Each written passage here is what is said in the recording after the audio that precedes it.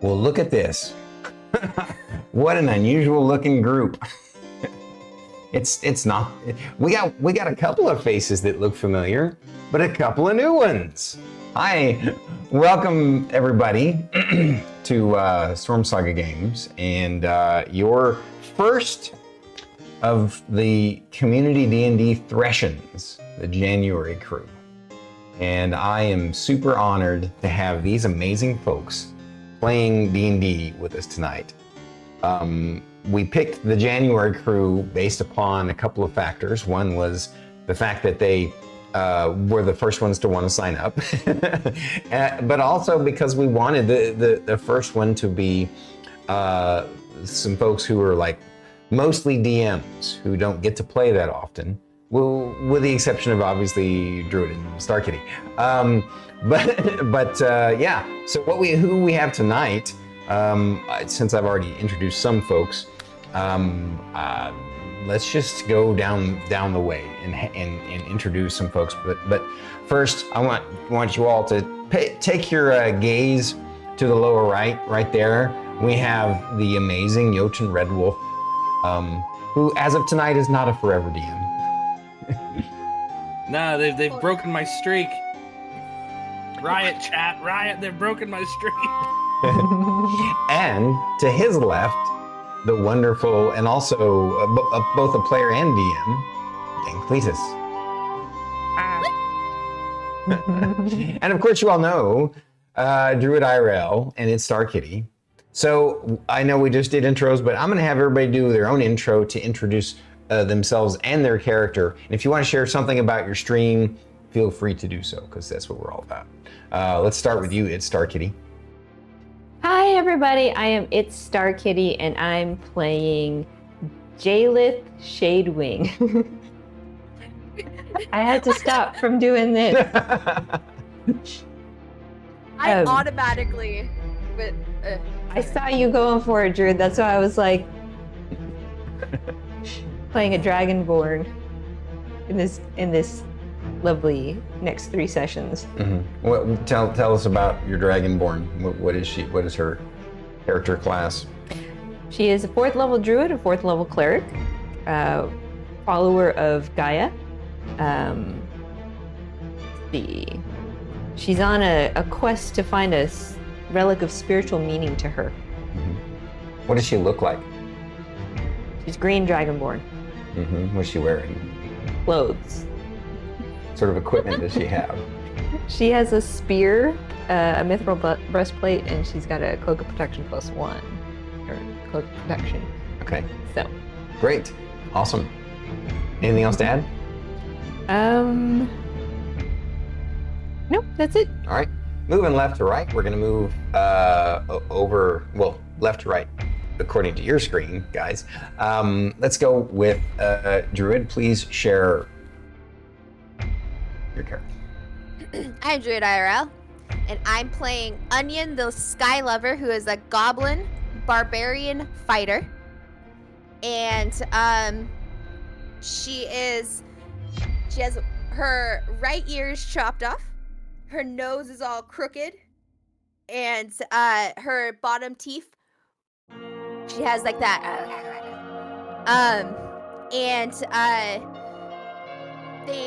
She's wearing pants and a shirt, and she's usually forced to wear a cloak because she's a goblin. And she dual wields maces. Very cool. Very cool. All right. And now, down below and to the left, DangCletus, please introduce yourself and your character.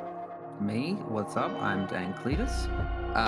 My character is Vildari, which is she is a UNT pureblood, a warlock with the patron of the Great Old One. She is a very sort of stoic character most of the time, with a slight hint of mischievousness. Yeah, you got it. And wears purple and like greenish robes, a almost like skull-like headdress, but yeah, is just sort of looking for something that was stolen from her. That's very important. So I need to find that. Gotcha. And before we move on to the last person on the screen, I just need to adjust. Let's see, volume tab. Oh, I'm too loud again. No, you were too quiet. Oh, it's too quiet. Oh no. Okay. That's right. I got you. It just all right. So I have to hit that out. Last but not least, the orange-haired giant over here. Please introduce yourself, Jotun. Well, hello everyone. It is I, your boy JotunRedwulf, and I'm here at Stormkeep to play D&D. I am playing Serpico, an Echo Knight rebranded as an Echo Warrior, but he is a smuggler. He has long black salt and pepper hair, thick mustache. He wears a black leather vest, black leather pants, brown and black gloves and boots, and a long flowing red scarf. He's got an X-shaped scar on his forehead, and he's doing one last job before he retires. For the umpteenth time? No, just kidding. Yeah, for the umpteenth time. Just one more. Just one more job. No, this is his last job. He's set on this one. One more day till retirement, or whatever they say. Gotcha. And on that note, I will describe a little bit about the world to you folks, so you can get a flavor and feel of the vista that the player characters find themselves in. I want you to think of the world as sort of a mixture of kind of ancient Greece and Conan. Like visually in things, it's more like Conan, but thematically, like the kind of the culture and stuff is very it is a little bit like ancient Greece. But really, that's just more in the background, like the actual visuals of the world. It's like the continent of the Far East, with think of ancient Greece, but so ancient that Greece isn't quite there, but Atlantis still is.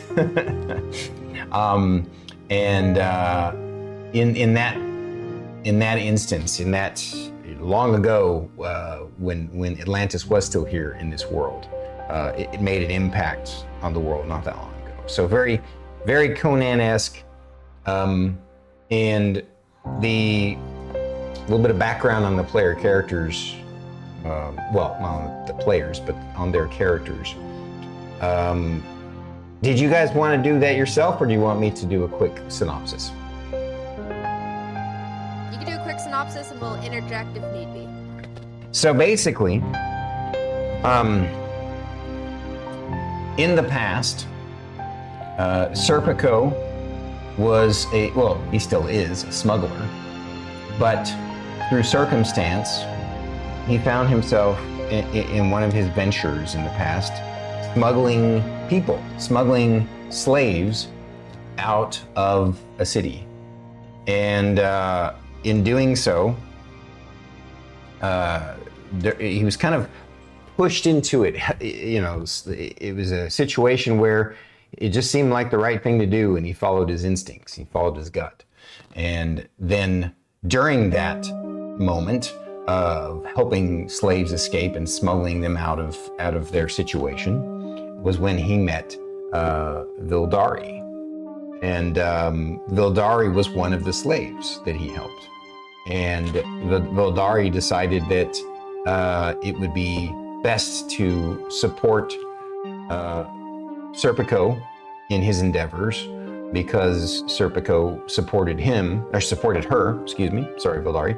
And also because she feels like being with him is the closest, is the best option that she has on her quest to find what she's looking for.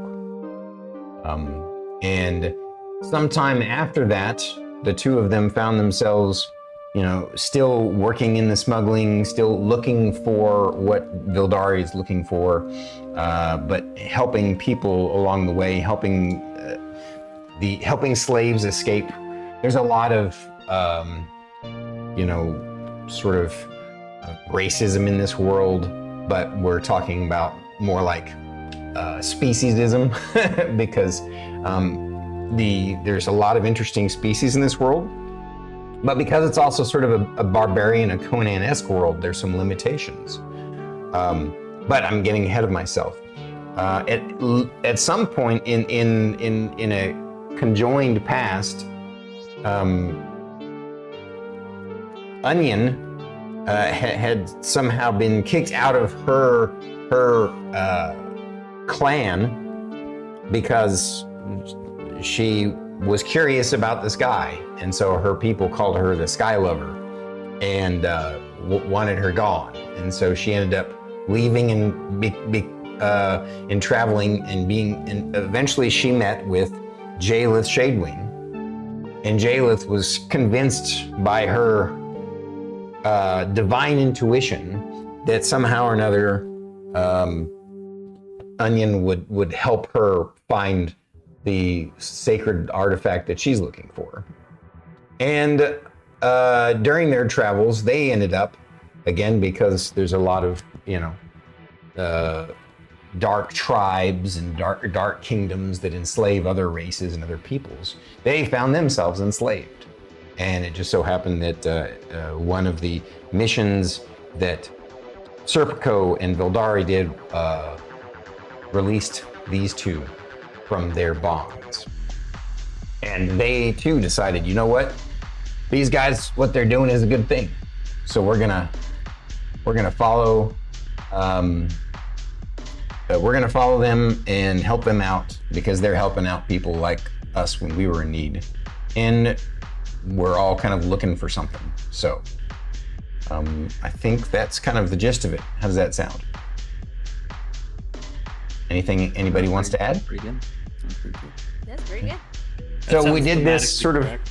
conjoined background because obviously it's a 3-shot, and I wanted these characters, since these are all veteran players, I wanted the characters to already know each other and have traveled together for over a year, and so they've kind of developed at least to the very least companionship bonds, traveling companions. Some of them are more friends than others, but for the most part, they see value in traveling together and supporting each other.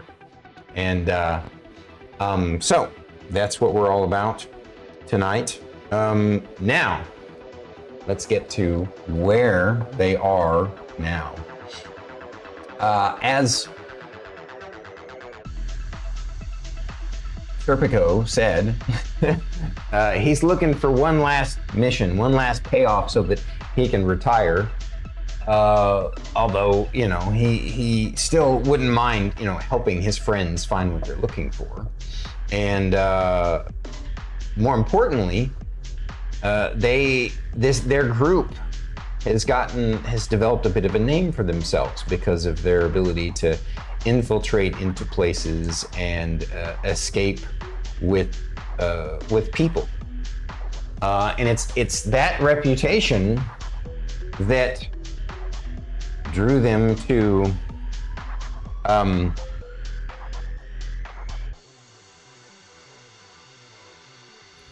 that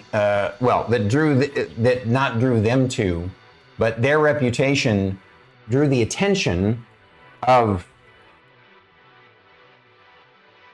King Cross of the Kingdom of Monlith. Being cross. Yes, Cross, Cross, of the Kingdom of Monlith, Monlyth. A fairly distant kingdom, one of the rare few places that their motley crew have not visited before. Even Serpico, in his 40 years on the world, has not been to this remote tribal kingdom. He's heard both good and bad things about them. The good things are supposedly they're fairly cosmopolitan and egalitarian. They don't rely on slavery. The king supposedly, King Monolith, tries to have a just system of justice. But the bad things are, of course, racism still persists, but it's more of old holdouts, that are part of the culture and the traditions, and not because the king himself is trying to change those things. But the other bad thing about this kingdom is supposedly they are under the thumb of a religious sect that supposedly worships a bull god. And they have been summoned by King Monolith to potentially be hired by him for an exorbitant sum of coin.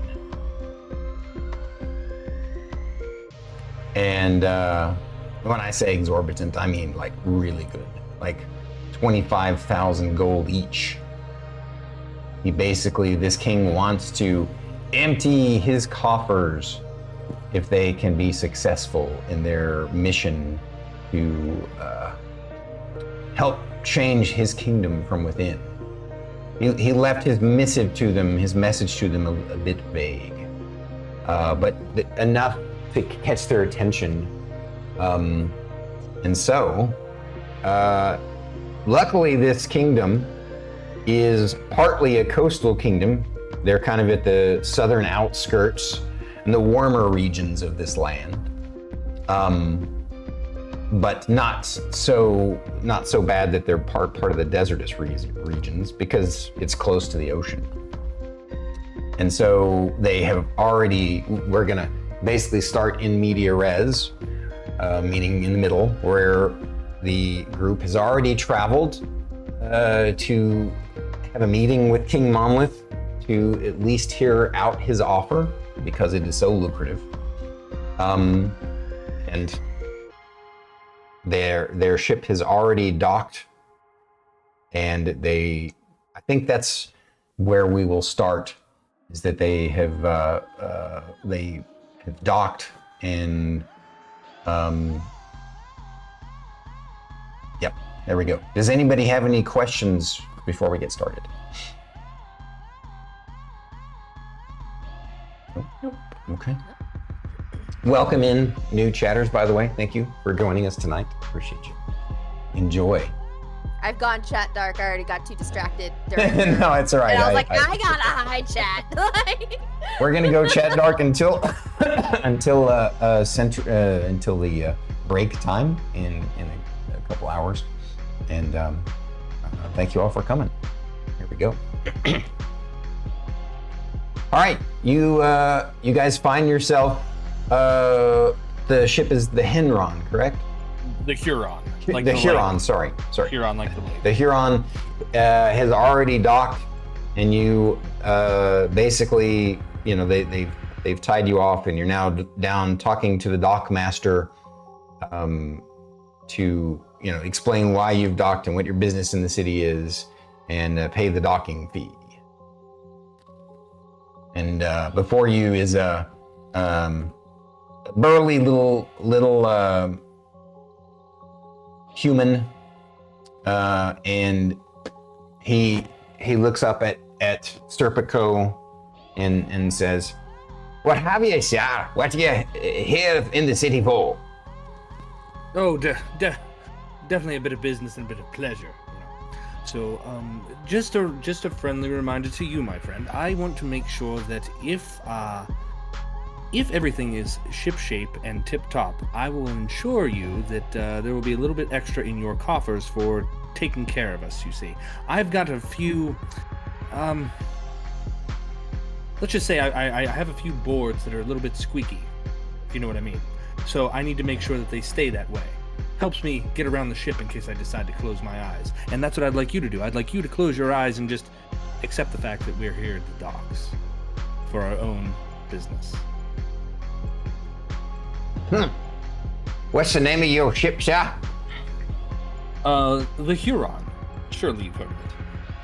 Here, looking through his papers. Well, it says here that the Huron, assuming that's your ship and it's not a duplicate, that you're here, that I am to get the royal entourage if the Huron is to dock here. Oh, no need for an entourage. We like to travel light, and we don't need that many heavy footfalls. People draw attention to ourselves if they hear us coming.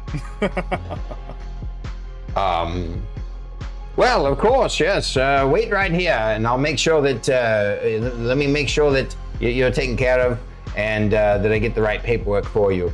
Just a moment, please. And he goes in his little dock house. As he walks away, I just kind of I pinch the middle part between my eyes, and just, oh no. I hate dealing with dock workers. I really, really do.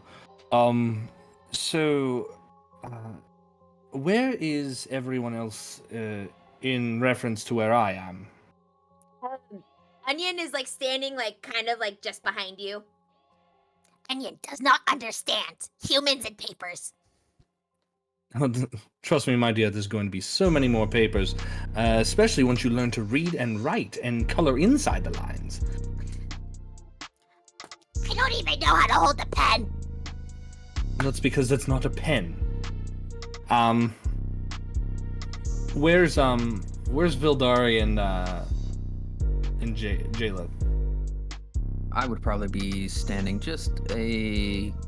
I'd probably be at the back of the group, sort of skulking, hood up. Keep your wits about you, hoods up, and stay sharp. What time of day is it? It is mid-morning. And just so you know, you guys look around. You see a fairly wide variety of humans and such, humanoid type peoples. You actually see a few lizardborn too, which surprises you, but you don't see any Yuan-Ti or goblins, so you think probably best to hide your faces. But you think that she could get away with being uncovered, since as a dragonborn, she could also sort of pass as a lizard person. Jeylith is looking around better for to be safe than sorry. Yes. What was that, Jotun? I was just saying, better to be safe than sorry. Well, just about that time, speaking of safe and sorry, you notice that the little guy has come out of his house and is talking to a group of guards, and now there's a contingent of guards coming your way with the little guy. That is extremely unnecessary. Get fucked, idiot. Jeez. So, I look at the guy and I basically, I'm glaring daggers at him because I told him not to bring people. Right. We just need to be pointed in the direction. So if Jeylith notices, she's head patting Onion, going, "It's all right, we're fine, right? Breathe." The guy comes up and says, "Right now, then, your entourage is here to take you to to see the king, which is a rare thing to get an audience with the king, especially now as things are. But your dock fee has already been covered, and we'll do free repairs on your ship while you're here as well, if you would like to sign on the dotted line for that." Oh, no need. My ship is in the toppest of shapes that it could ever be. In fact, it's the best shape you'll ever find. But he kind of looks around you and eyes it with a big eye and sees that it's not quite as awesome as you're saying it is. But he shrugs. It serves its purpose. It serves its purpose, I assure you. But no, the king, he resides in the palace. Well, yes, of course. Where else would he reside? And would you mind? You've got I assume 10 fingers. Can you use one of those fingers to point me in the direction of the palace?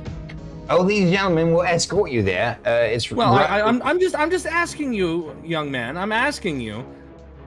Can you point with a finger one of your 10 or 9 or I don't know how many you were born or lost? Which way?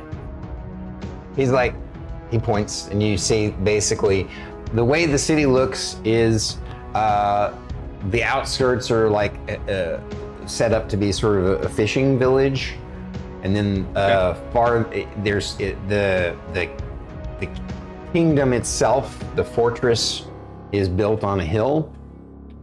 It does have stone walls, but they're kind of very archaic. They're of an old kind of design, and the keep itself isn't so much a keep as a giant stone temple looking thing, and it's stands at the top of the hill, and the road kind of cuts at an angle up through the hodgepodge fishing village city up to it. And then you can kind of see off to the right, there's a in the distance, there's a grassy field that looks like, not just a grassy field, but there's like farmland out that direction. So it looks like they have a mixture of, there are seafaring people and some good, decent farmland near here. So you see why they're somewhat thriving, although it does look a little run down and a little bit old. So how much was the docking fee and how many guards are there? There are 4 guards and 2 more walking up to join them. And he didn't tell you what the docking fee was. Said docking fee was already covered. Yeah. I understand that. I'm going to use the gold that we would have paid for the docking fee to pay these guards and tell them their services are no longer required. He's like, I'm sorry, my lord, but I have me orders from the king himself that you need to be escorted to see him immediately. They have quarters set up for you. Is the palace going to up and disappear? What? Is the palace going to up and disappear? Does he think we're going to get lost? Are we blind? And I looked at everybody. Have we lost our eyes? Have we lost our eyes? The little guy, he says, like, look, I'm Darkmaster Chiron, and I want you to know that I'm just doing my job here. If you wanted to go do your own thing, then do your own thing. But the gods are supposed to escort you to see the king. He shrugs. All right, well, don't step on any of my friends, especially the little one there. And I just kind of rest my arm on the hilt of my weapon, kind of in that swashbuckler swagger type way, or the pirate way, and I wait for them to take us. Gotcha. All right. It doesn't trust men that matches other men like this. They're close. These guys are not nice. Onion doesn't like them. The gear that these guys are wearing are like a black studded leather armor with kind of ornate looking black, helmets. And they got a mixture of spears, halberds, and then they also have short swords at their hip as secondary weapons. And the one that looks to be the best outfitted and the one in charge, he says, "Follow me, sirs." And they basically are just going to. They don't seem like the way they're acting when you guys start to walk the roadway towards the thing. It's not like they look like they're ready to fight you guys. They look kind of relaxed, and you see them looking out and around like they really are trying to be your entourage and protect you from threats. They're the way they've obviously been given specific orders to do exactly this. Is there anything that you want to look out for as you walk up through the town, through the city? Okay. Maybe if there's like a tavern or something nearby, or something that I would have determined to be like a safe house that smugglers might use. But obviously that wouldn't be very easy to see while we're walking along the street. But beyond that, no, there's nothing else I'd be looking for. I'll let you roll me a perception check, an active perception check. And like I said, I don't know if you remember this, Jotun, but in my one of my house rules is even when you're doing an active perception check, you can never roll less than your passive. So. Okay. My passive's 13, so we'll see. That is a 16 on the die plus 3, 19. Gotcha. You see at the dock near some of the dock houses and it looks like a typical kind of shady little establishment that you think could potentially be something, as sort of a backup plan, run to kind of place. But you're not 100% sure until you actually go, check it out in person. But it seems to fit the kind of profile that you come used to with your years of experience. Okay. And then as you guys travel farther up the wine. This is a fishing/farming village? Well, it's not a village, more. It's actually a pretty bustling city. Okay. You guys have been in bigger cities. These guys, the history of this place is that because of their resources and because of their kind of remote location, they didn't have to fight off as many warring tribes as a lot of other kingdoms, and so that's both a good thing and a bad thing.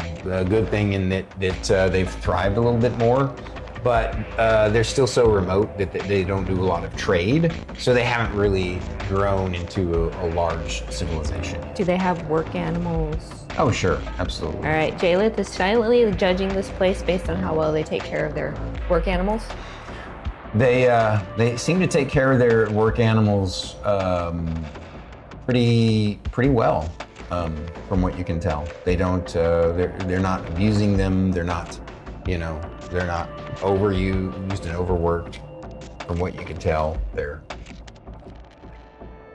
well taken care of. Not like amazingly, like you've been to places where they took even better care, but above average. Okay. Onion is just gonna growl at everybody that gets a little too close to the group. You scare some little old lady carrying water. And of course the guards,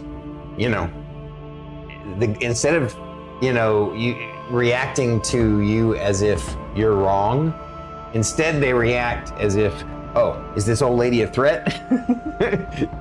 And then, but that which scared the lady even more, and she runs off. And eventually, as you make your way up into through the stone walls, there's an archway. And it looks like a steel buttress, and with the portcullis open, and there's some people moving in and out, but not a lot. And you're taken up into what would effectively be, I guess it's not really a castle again, because this isn't medieval. This is like more Dark Ages.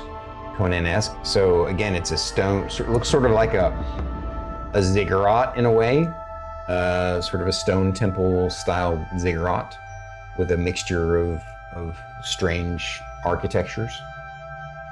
And as you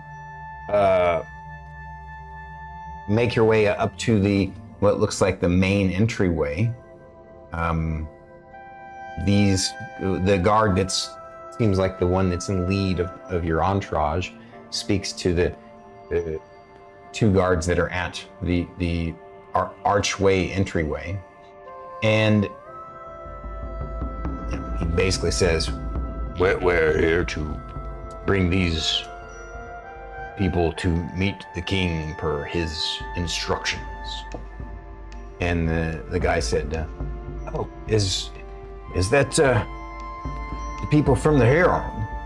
I get the name right this time? Yes, the Huron, yes. And so the guard said, the guard doesn't say that, but nearby it looks like another guy who's wearing even more advanced gear overhears that and comes over, and he says, "I'm the captain of the guard, Captain Bailiff. And are you all the people from the Huron? Serpico and his crew?" Yes. Good. You made excellent time getting here. It's wonderful. Come meet the king. We have wonderful accommodations. Actually, he's in a meeting right now. Would you like us to take you to your accommodations? It shouldn't be long. I think he'll be done in the next 20, 30 minutes at the most. And 20 or 30 minutes, but weren't we being expected? It's rather rude. We were hoping that you would come. It's greatly important to us. Yes. Oh, it appears we've been double booked, friends. Oh no, he's currently in a meeting with his justiciars, trying to solve some negotiation, and I'd disturb him if it was something that, I could disturb him for. But in this instance, if you don't mind, I can either have you wait outside the chambers, or if you want, I can have someone fetch you from your quarters. I would like to use. Oh, sorry. No, go ahead. I would like to use my Awakened Mind feature. Okay. Refresh my memory what it does. It is. I can choose any creature I can see within 30 feet, and I can communicate with them telepathically for 8 minutes, as long as we share a language. And Serpico would know, traveling with me, I do this a lot when I want to say things, not out loud, but I feel needs to be brought to his attention. So this would not be like a surprising thing for him. Okay. All right. This trap, do we flay or flee? Could you say that again? Sorry, I didn't. If this is trap, do we flay or flee? I would say we go based upon the numbers, as always. It's always a numbers game. If we're outnumbered, we flee. If we got numbers on our side, well, we'll give them a little bit of a scare. Feels like trap. It does. It does feel like a trap. Making us wait when we were expected. Well, but okay. Add a character. Keep in mind, they didn't know when you were going to arrive exactly. I know it's Serpico being a jerk to these people. Yeah, and also It's probably like being a bit paranoid, right? He would have to be a paranoid kind of guy. Yeah. Okay. So, So the captain says, "Well, what do you choose?" Where are we staying? What you said we had accommodations. Are we staying here, or are we staying at the inn? Yes, of course. The accommodations are here in the kingdom, in the keep. And do we get keys to said keep? I mean, you can come and in go in case we need to visit the privy in the middle of the night. I don't want to be locked in and have to go tinkle. Your rooms have that facility built in. Oh, fancy. Very good. Prison cells. So, follow me then, please. And he motions to the other. There's lots of people milling around. You can, you're now inside the main kind of foyer or what's it called of a castle. Well, it's not a castle. It's more like a stone fortress. But there's a long hallway with statues along the way. It looks like of different varying kinds of heroes. Some of them are actually even like lizard folk or dragonborn, and not all just human. And then you in the distance you see where the hallway splits to the left and to the right, and then there's a larger audience hall, and you can see in the distance these columns that go up into a huge cathedral ceiling, and looks like steps leading up to a throne, and there's a bunch of people, and they're basically all having a meeting up there. And he basically motions to you to follow, and he tells most of the entourage to go about their business and has 2 follow with. And so now it's just the captain of the guards and two guards. And as we're walking, I am studying Captain Bailiff's movements, mannerisms, and his voice. Okay. I have the actor feat. No, I know.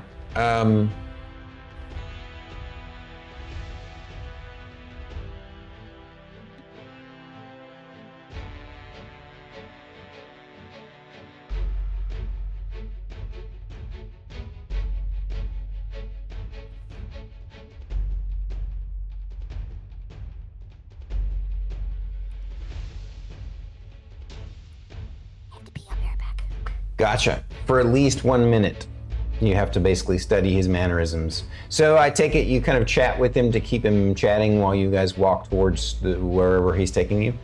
Oh, yes. I ask him, how long has the fortress been here? How long has the king been in power? Basically, anything to get him to say any of the letters in the sentence. The quick brown fox jumped over the lazy dogs. Right. So that way I can get every single letter that he could possibly ever say and get it correct. Gotcha. Well, I'll say that without having to do any kind of roll, it would take a few minutes to walk you to the bed chambers they have set up for you guys. And during that time, you ask him questions, and a lot of the questions are stuff your characters already knew, but I'll share. The tribal kingdom of Monolith has been around for about a couple of decades, and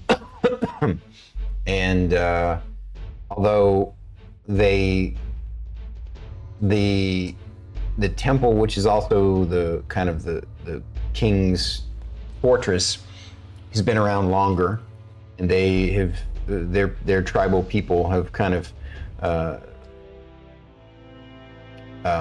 built it up. Like they kind of adopted it as part of their own. It was somewhat of an ancient ruin, and they took and they basically kind of rebuilt it and use it as their own. And it's been good for defending against the occasional barbarian raiders and such. And the current king, Cross, has been king for about 35 years now. He's getting on in his years, and the kingdom is going through a crisis right now, that you can help with, but he won't say more until you speak with the king. But he won't go into detail. But you are able to pick up a good bit of his mannerisms and speech, and think you can probably pull off what you want to, if you need to. Very good. Eventually, they bring you to down the right hall. He takes you to an area of the temple that's been cordoned off to be the chambers for VIPs. And he takes you to, he says, we have the accommodations if each of you wants your own room, or if you prefer less rooms, that's fine. Let me show you what you have. He opens up this thick wooden door with iron bands, and it opens with that familiar creak and crunch of like Daggerfall. You open up the door, and the room that he shows you is looks like it's got two queen-sized beds in here, and very plush accommodations. Not the plushest you've ever seen. You've seen some very wealthy kingdoms in your travels and stuff, but you've almost never stayed anything this nice. This would be like if the best you've ever seen is like a 4-star hotel, this would be like a 3-star, like a really good Quality Inn or Hampton. Okay. And but it's also a very large chamber. There's a dresser drawer, there's an armoire, a candelabra, and it definitely locks from the inside. You take note, all of you with perception of 13 or higher, take note that the locks from the inside, not the outside. So these couldn't be, unless someone, blockaded it, they couldn't really use these rooms as, what am I trying to say? They couldn't lock you in them. They couldn't use them as prison cells. Are we good with these accommodations, friends? Would this room suffice? Fine. Is okay. It'll work, I suppose. I mean, personally, Serpico would prefer that that nothing really split us up, because we're in a place that we've never been before, and we're among people that don't know us and we don't know them. And I would much rather them be within arm's reach and safe than across the hall, like 2 of them across the hall or something like that. So it's all about like, where do you put your cargo and how do you keep it safe? And right now they are precious cargo. Gotcha. And I must So, keep them safe. so the captain says you could take this room and the room next to it, or 4 different rooms if you prefer. Or of course, if you want, we also have at the end of the hall. The accommodation isn't quite as nice, but it'll host you all if you want to stay together. This room is fine. This room can accommodate all 4 of us, correct? Well, if somebody wants to sleep on the floor and somebody wants to sleep on the couch, I suppose so. I've Floor. slept on most.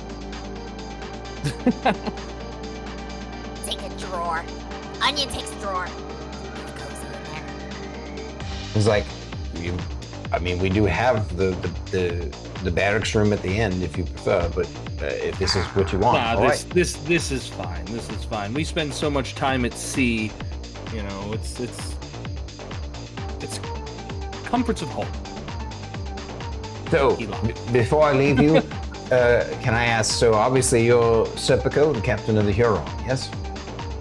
Yes, it seems that everyone is keen on knowing that, yes. Just wanted to make sure. And you can tell at this point with his next question that he's sort of testing you to make sure that you're not someone pretending to be who you are. He says, and could you introduce your companions? I could. Would you introduce your companions, please? Oh, yes, of course.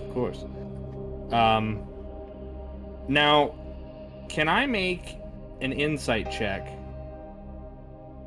Because would they have to be listed on my ship to have been invited here, or was I the only one invited here, and then they just happened to be part of this? So you don't even have to have an insight check with that. I'll explain to you that you don't necessarily have to have them as, you would probably need at least one of them to be listed as the first mate, but you don't have to have the rest of them listed at all. However, as a crew of wandering, mercenaries and slave savers. I'm not sure if that's the way you call it, but again, your reputation has preceded you, and so you know it's entirely possible. Your character thinks it's possible they might have enough intel to know the names of your party members. Okay. Seeing that our reputation precedes us, especially if it's in regards to freeing slaves, that's not necessarily a good thing in most places. But I know that from what we've said is that Monolith does not practice slavery. Correct. It's been abolished here. Okay. Actually, it was never practiced here. I give quick points around the room, and it's incorrect who I'm pointing to. Like I point at Onion and say Vildari. I point at Jeylith and say Onion, and then I point at Vildari and say Jeylith. He takes note, looks at his papers that he actually had on him in his pack already. Seems to confirm exactly who you are. I appreciate you, and someone will be along shortly. There should be refreshments in your room already, and someone will be along shortly to fetch you to meet the king soon. Very good. Thank you.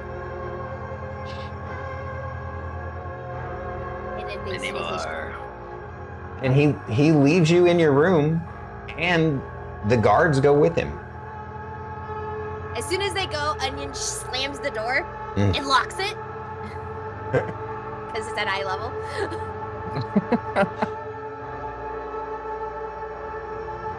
Onion doesn't like this. Jayla's checking out the room. She's on the floor with her feet going, this'll do. Dari is headed straight for the minibar. Before you drink any of that, I looked at Jeylith. Jeylith, are you able to check to see if any of this is contaminated? I can purify it, yeah. That's what you're asking, yes. It is what I'm asking. I walk over to the bar with The last time you did that, it made it non-alcoholic. oh. Yes, but if it's poisonous, poisonous. I am not worried about poison. Be my guest. Okay, it's your trip to the privy. I'll just crack a bottle. I'll start looking through, just filtering through. Right? Do you? So there are some ales and some wines and nothing super high end but decent quality. There's also looks like some dried crackers left out and so you have a wide variety of things. Onion has seen this one drink whole bottles of poison before and was fine. I don't know why we were. Out of character, I will say that even though your character is immune to poisons, you would still know if something is poisoned. You would, you'd be able to taste or sense that. I'm the poison tester. That you take a sample of everything. I definitely can taste it. Basically, I've taken a sip of everything. All right, he takes a sample of everything, and none of it seems poisoned. But the mouthpiece is a bit wet now. You get a poison tester, but you get a little bit of cost? saliva. You get a little bit of snake spittle on the bottle there. It wasn't poison, but poison now. There's water in the room, Jayla, to purify it anyways. Okay. Onion goes over and starts like opening all drawers and stuff where like he opens it too far and it plops out, and then leaves it and then pulls out the other one and it plops out and starts stacking them, just looking at everything that she can get her little grubby hands on just to touch.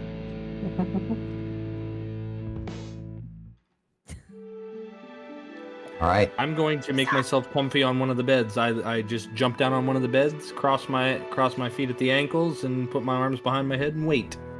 Okay. Jeylith has a seat on the floor. Some water Yep. that she purified. You gonna eat anybody eat any of the crackers? I mean, obviously, As soon the Vildari sampled them already. So as soon as Onion realizes there's food, she's okay. Some crackers and some biscuits. it's All right, just you guys- crumbs all over the floor. I'm No. gonna draw a bath. And that's where I sleep. There's one bed not used, untouched. Yeah. So there is a bath chamber.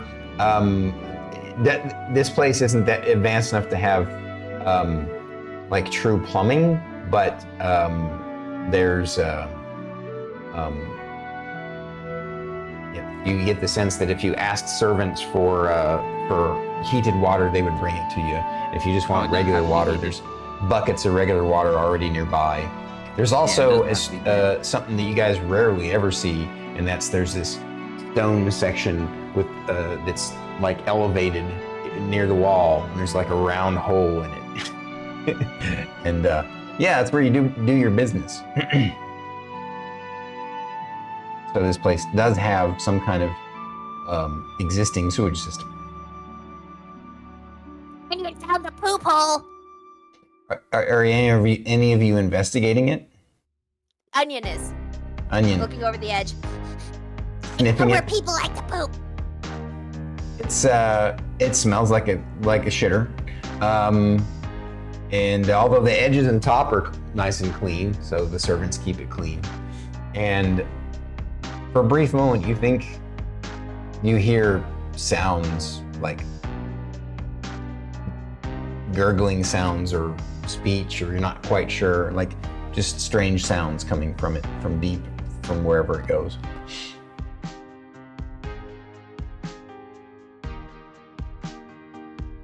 By the way, it's obviously a small enough hole Go that, out and that, you know, she could potentially squeeze into it, but only her. I walk out to egg to the people. Onion is confused. Isn't that normal?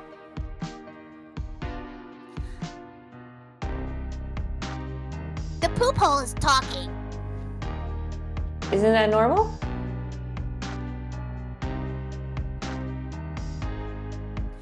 Come. And I just start dragging Jeylith over to the toilet and start pulling her down to like put her head next to it. You listen to the toilet, Yes. you don't hear anything. And at this point, neither one of you hear anything now. Oh, trying to sleep here. It's okay, Onion. I believe you. I'm just like in the tub next to them, just like almost fully submerged, but just hearing them talking about the toilet, talking to them. Since they're all in the bath area, I breathe this little sigh. It's like, almost quiet. All right. About this time, a good 20 minutes go by, and there's a knock at the door.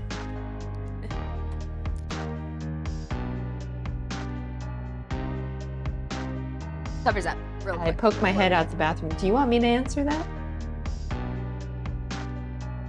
Quite comfortable. Okay, I'll answer the door. You rest. You deserve it. Just remember I to know I breathe. do. I walk over to the door. Who's there? Excuse me, ma'am. We're here to fetch you to see the king. I asked who you are, not what you were doing here. The level of sass that we have, and I love it. She says, I'm Servant Milena, milady. Hold on, Servant Milena. Serpico, it's Servant Milena. She's apparently supposed to take us to the king. Oh, well then, Let her in. Who has the key to unlock the door? No, you can unlock it. Okay. I think Onion had the key, if anything, because she closed the door and locked it. Yeah. And we never saw that key again. All right. Dropped it down the toilet. Yeah, I was gonna say she dropped it in the privy. Now she can go get it. All right. So there's Okay, I'll eventually unlock the door and I open it going, okay, I approve, you can come in. all right. So you open the door and there's a Staring down at her. a cute little human girl wearing a very skimpy, like 80s fantasy movie style outfit, and you know, because that's what the servants apparently wear in this kingdom, and so you guys, she motions for you to follow her, and I'm assuming that you guys do. So as you walk down the hall, The slight swish because I'm still wet from the bath. yeah. I didn't dry off, so it's just. You're just dripping and. Sloshing water all over. Assuming you put your cloak back on, though, right? Oh, I did. Yeah, I just didn't dry off. So you just got this sopping wet cloak on, and you're just like. She kind of looks back at that, and she kind of rolls her eyes and and I look at her and go, it's just water. You'll be fine. It keeps skin smooth. all right. Eventually, she takes you down that same hall, and then it looks like the palace is starting to clear out now. Like that big group of people who look like they were, a group of merchants and government folk have all cleared out.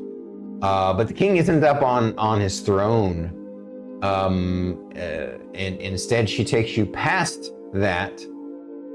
Past the steps leading up to the platform where his throne is, and behind his throne is in these two archways, and you go to the left archway, and into the left archway you're taken into, looks like his private kind of library / office chambers, and he's not behind his desk. He's sitting in a chair, sitting in a off to the side. You see like books on bookshelves everywhere, and there's a magical lamp sitting on his desk, and lighting up what looks like some papers and doodads and things. And over to the right, he's sitting on a couch that's facing, it's backed up to the wall, and then there's a coffee table, and then there's actually he's not on the couch. He's on a chair, a really comfy, cozy looking plush chair right next to the coffee table, and then there's a couple of other chairs around the round coffee table, and basically the lady motions for you all to pile into the couch and the chairs that are left. And no worries. Don't get up. Don't get up. I understand. And you said there's bookshelves in here? Yes. Yeah. Bookshelves with books. Mm-hmm. I let everyone else funnel in, and I walk over to one of the bookshelves and I start rummaging through the books. I'm paying attention. I'm just being difficult. I'll describe the king to you. He's definitely an older gentleman, probably in his 60s, which is amazing in a Conan-esque tribal world like this. And he's got, thick, graying beard, long graying hair that's all curly, and it's got a long gaunt face with kind of hollow eye sockets. He looks like, weary, world weary. Like he's been doing this job a long time, kind of weary, right? And he's got a crown on his head, but it's not the most elaborate crown you've ever seen. In fact, it's very kind of just a plain golden ring with, fancy ridges along it. No etchings, no jewels, just kind of a gold round thing, and he's wearing, it's kind of cool this time of night now, and so he's wearing kind of plush, furry robes, and he looks comfy in his comfy chair, and he kind of eyes you all. First, I know you said your character is looking over at the books. Where does Onion go sit? Onion does not sit. Onion just kind of like paces through like all of the chairs and is just like feeling like all of like, the plushness of the chair in Okay. like that like little kid kind of way. All right. What It is just- does Vildari do? I'm sort of I'm kind of standing back a little bit, but my attention is focused on Onion and the slight amusement that I'm getting from watching her just touch everything. Gotcha. So what do you with do? her grubby little toilet hands. And that's why I'm smiling, because I know that she's just been digging around in the toilet basically, and she's touching all of these nice things, and no one else knows that. Oh, my character knows. Yeah. Well, no one else but you guys. None of the king's staff knows. No one else knows. Everyone just Are gets you going to be pink the eye only one next sitting in day a and they don't chair know or the why. couch? No, Jeylith does make her way over to the king. Poison. Mhm. She kind of moves some of the chairs out of the way, and she just has a seat on the floor next to the coffee table, and just kind of. Oh, you mean like in a lotus pose? Uh huh. All right. Yep. She just kind of sits there. He kind of watches this whole like little diatribe, this little mini drama unfold, this amusing little thing, and he looks at you, looking through his books, and looks at the little. Starts biting like And he the says- arms of chairs out of curiosity to see what it feels like. He sees you do there's- this, and he says, and he It's says like to you, through my cloth of And my, he says- I got my cloth mask on still, so it's just like you could just only just like put. he says, I don't think you'll be able to taste it unless you take your mask off, little one. Onion's not allowed to do that. He laughs. Find anything of interest to you, young man? Talking to Serpico, looking over at you. I pull open a couple of the books and I flip through them and maybe toss one or two down onto the desk. And there's a chair at his desk. Yeah. I sit in his desk chair and I put my feet up on his desk. Well, so the desk and the chair are behind him in such a way that, like, that's extra awkward. Good. All right. So you sit in his chair and prop your feet up on the desk. Yeah, and then I start like flipping through one of the books. I'm not really reading it. I'm actually just kind of gauging his attention. Like if he has to like look back at me or if he's just focused on my companions. Jeylith is watching his reactions, just sitting there staring. All the reports indicated that you all are quite eccentric. And I find that quite amusing. Please, I know you'll find your comfy spots, but for us to speak further, it might be better around the table so I can see you and you can see me. I know you're just trying to figure me out. Well, do me the honor of trying to figure you out too. See if you're right for the job like I think you are. Well, you sent for us and you spent coin on our docking fees already, so I think you've already made quite the investment. So what else do you need to know?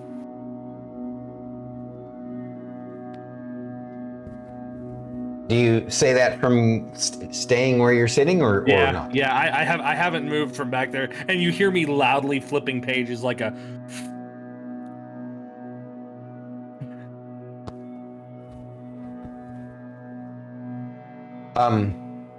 He kind of, he's trying to talk to you with his head cocked back, and he's like, "At my age, young man, my neck hurts a bit turning that direction. I'd appreciate it if you would come over here and join me, like a civilized man." Are you not gonna tell us what to do until we come over here and sit? Precisely. I close the book rather loudly and obnoxiously, and I just kind of like toss it onto the desk. I toss it to the point where it might skirt off the desk and onto the floor. And then I make my way over and I sit down in one of the chairs that he's offered to us. And are they armchairs? Are there arms to these chairs? Yes. I was Okay. biting them. I am lounging in the chair, like legs over the side of the arms, and I just stare at the king, Just and I wait for him to continue. I will come over and glide, just sort of like glide over, following Serpico's lead. Yeah, it's still squishy, and I will just sit down in the chair with just this loud squish. I was gonna say, like, do we still have the telepathic link? Because I would have told you to find the most like plush, expensive looking chair to sit down in. I did. Okay. I did. I think we need a telepathic like immediately. No, it's just I'm second just- nature at that point. I'm just like awkwardly just sitting up, just absolutely as straight as I can, and just staring like dead-eye, not blinking at this king. Of course, are you in a disguise of some kind with your magical skill, or are you just wearing your cloak and a mask? I have like the hood up. I don't really need too much of a mask as long as I keep my mouth closed. They can't really see the fangs, the snake fangs, and I look more or less. I can pass more or less as human, as long as That's why I do the telepathic thing more than anything with Serpicos, because I don't have to open my mouth and potentially reveal that I might not be human. Right. Unless you were using your disguised self, in which case then you can talk as much as you want, right? Yeah, exactly. And you wouldn't have wanted to. Oh, it's already too late for that. Never mind. So, Yeah. Quick. That's why I haven't done it. It's what, been a little what late. druid? Oh, does Jeylith, you have a tail, right? Yes. Okay. Just curious. I think doesn't Vildari, but she keeps it hidden underneath her cloak. Nope. I'm a pureblood, so I look mostly human. Okay. Except for just more of like a very smallish, like almost flat like nose, not quite like Voldemort style, but just very, very small, and more of like wider, like almond shaped eyes, more than anything else. And they're also bright ass yellow. Gotcha. Okay. And with just like slight snake fangs, basically. I look like an elvish vampire. So, for I guess there's no way for me to. Yeah, there is. Show it. So for folks, I just found this. It's not necessarily, in this outfit, but similar to that. Oh, definitely in that outfit. Yeah, 100%. Okay. That's what's under the robes. Yeah, Gotcha. pretty much. Yeah, so I look like human, just more snake-like facial features. Gotcha. Okay. So,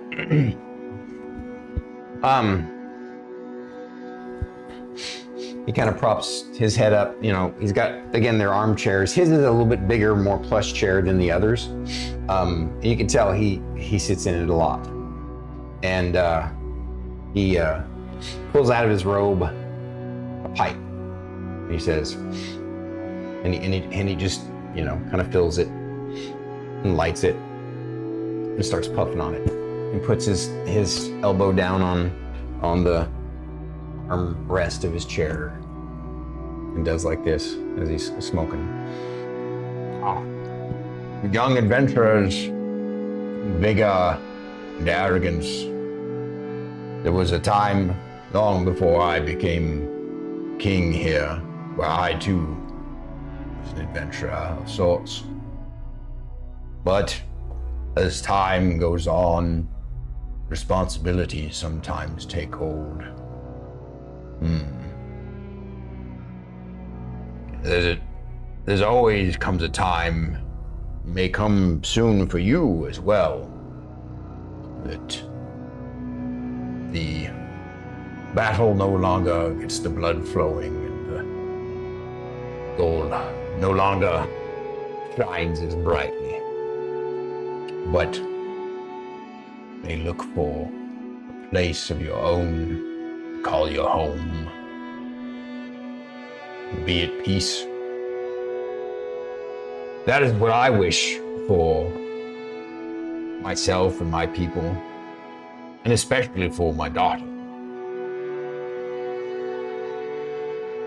But alas, that may not be the case if you all cannot free my people from the curse that we're under. I understand you all come highly recommended by King Galthric. You guys remember that King Galthric was somebody you guys did something for in the past, one of your missions, and he was very pleased with. And yes, royalty tends to find their way into our good graces and vice versa. King Galthric speaks highly of you, says that you're capable individuals with unique skills and abilities. We're the right men and women for the job, yes. Well, don't assume that. Takes a puff on his pipe. It's a very dangerous job, as you can probably guess, since it pays so well. You see, my kingdom has been under the thumb of this sect, of this stupid bull god for some time.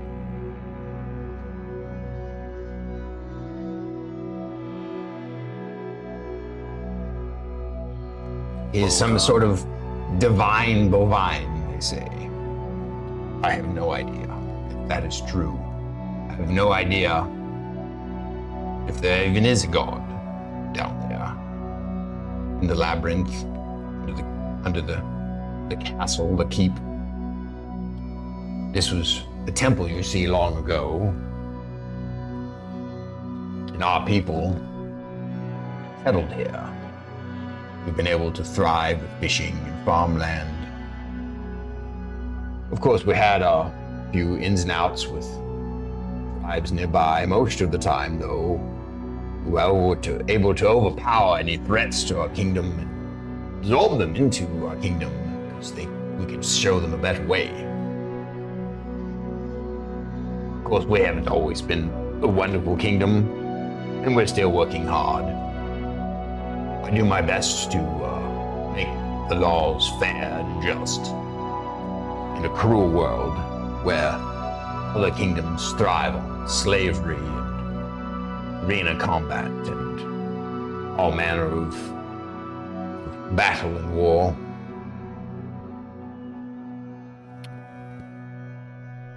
I wonder if you all feel strongly enough in your abilities that you would be willing to go down into our labyrinth and free us from the curse of this bull god.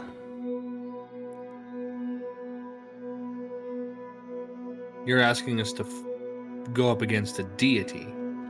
Well, you see, I and several of my counselors don't believe it's actually a deity. Of course, for the tribal people that we were, long ago, it seemed like a deity. And I admit that we have sent soldiers down there in the past to investigate, and they have not returned. But it's the people that believe in the divinity of this creature. You had a question. Yeah. Could you repeat Don't that? call me little. Big one then. Onion. Onion. So you're Onion. I don't remember what I was gonna say. Very good. Well then. So here's the gist of it. You see, My people, apparently long ago, the line of kings of my people, the original king of the tribe that settled here, made a bargain with this bull god. And this bargain was that this bull god would protect the kingdom from terrible disasters and crises. And in exchange for every 10 years, we must hold a lottery to sacrifice a young one of someone's family to this deity to keep the protection in place. And the curse is linked to a jeweled amulet. And during the 30 days of armrest, we must have the lottery and a sacrifice must be chosen. And this sacrifice must be one of a daughter, a virgin daughter of one of the families. I've always hated this practice. My father before me hated it too. But his generation and the generations before was so steadfast in their faith that this blood god protected us. However, over the last few years, we've had quite a number. Of course, over the decades, over a century that we've been here, over several generations, we've had minor crises from time to time, which of course had us question we had somehow offended the bull god.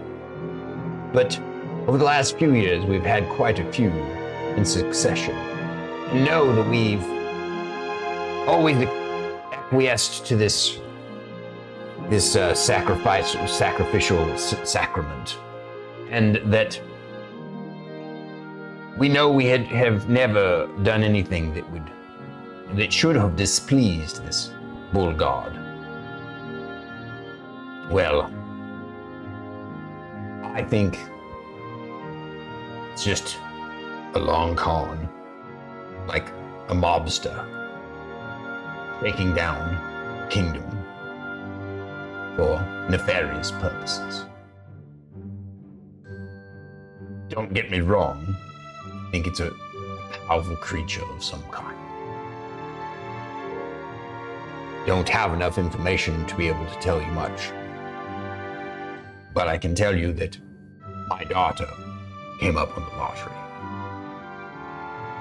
I know it's selfish of me to, at this time, choose to change her fate.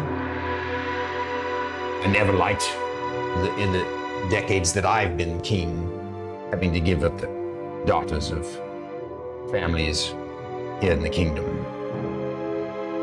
And I always tried to get counselors and the people in government, the elders, to listen to reason, to change our ways and to get past this nonsense. They hold on to their traditions and their culture, and they're not willing to change, to try new things, to take a risk. But I think with all of the things that have happened, it's quite obvious that we need to free ourselves of this curse. The amulet is around my daughter's neck now, and it is lit, and it shall be for the next week. I'm glad that you came when you did, because there's only 1 week left in the month of Omret.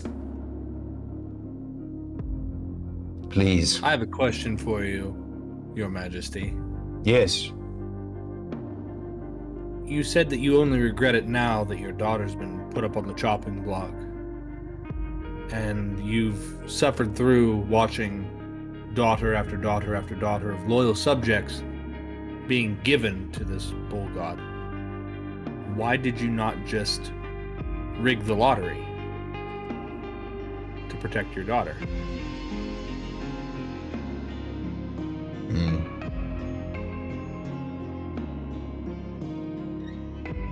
I admit that the thought occurred to me, but I have always endeavored to be a servant to my people, and I could not abide with that level of hypocrisy. Onion wants to know what happens if we fail. If you fail, it means that you probably died down there in the maze. No.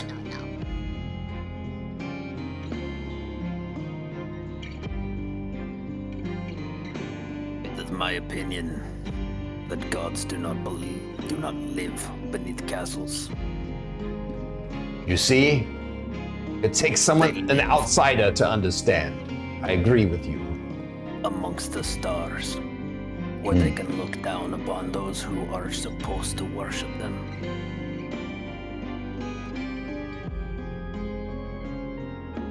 And he looks down at the druid. Or perhaps they live in all of the gods live in the forces of nature itself as well. But I agree with you.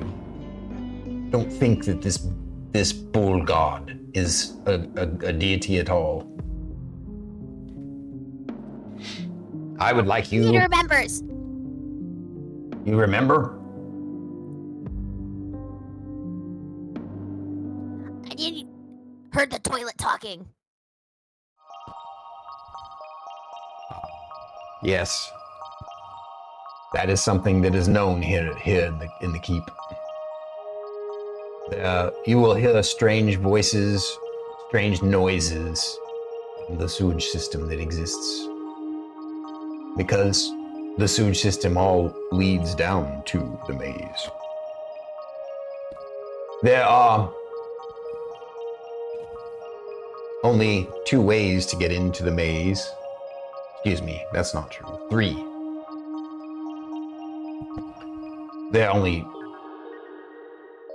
There's only 1 way to get out of the maze that will let you in. And that's to succeed. Please, I know, again, I understand it's greedy and selfish of me to save my daughter, but I don't do this just for my daughter, but for the generations of daughters that come forth in the future. I don't want my kingdom to be beholden to this criminal anymore. Whatever this monster is that's been doing this, it has never actually provided any benefit to our kingdom. I think it's just a big trick. Prove me right. So Your Majesty, another question for you. Yes. You said the only way out is if we succeed. How do you know that if no one succeeded before?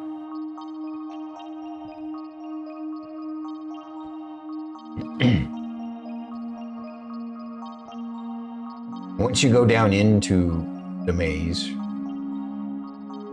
there's an entranceway to the sewer. There's a secret entranceway down underneath the king's throne. And there's also the sacrificial chamber, which is basically just a giant hole leading down there. The doors seal magically once we have opened them from the outside to let someone in. They will remain sealed until the curse is lifted or until the next generation must sacrifice in 10 years. That's one hell of a timer. Just as a point for everyone, Onion is sitting in the chair as well as any 5-year-old boy with ADHD sits in a chair. It's very distracting. Just wanted to give you guys that visual. Sorry. So pretty much like you, Druid. Yes. Me. Just constantly moving. I have set aside a large sum of my kingdom's vault for this endeavor. I believe it is worthwhile investment to basically almost drain our coffers completely. If you can save not only my daughter, but the future of my kingdom. No, I feel regret and guilt about those who died before. The only way that I can atone is to stop this madness. And none of my men here are willing to do so. The ones that were have gone in and never returned. Need outsiders, people who are good at saving others, people who have power and magic, because my kingdom is woefully lacking in that.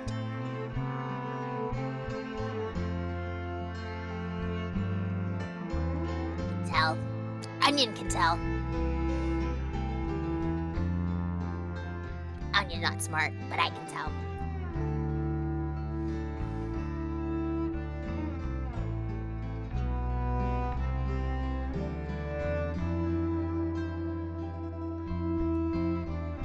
Well, if we're going to do this, I need to know the way in.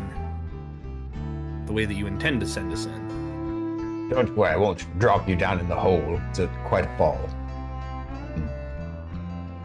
Really, I intend to take you in the secret chamber way. If you would like, I can have my elite guard go with us and show it to you now. But you don't have to go now. We have a 10-day. Your Majesty, I have a question. Please. Or maybe ask. questions. Of course. So this labyrinth has been underneath your keep for many generations? Basically came with the temple. Has anybody been able... Are there any maps of this labyrinth from previous generations? I can only tell you what the room is like on the other side of the door. Virtually unexplored.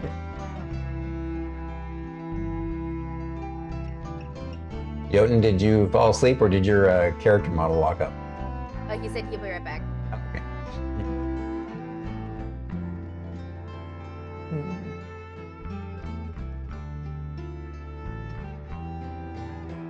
And you said the doors will seal themselves after anybody has gone in.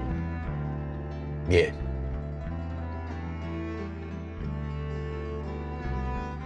They must unseal themselves at some point to let others in. 10 years, yes, after the end of the Omret.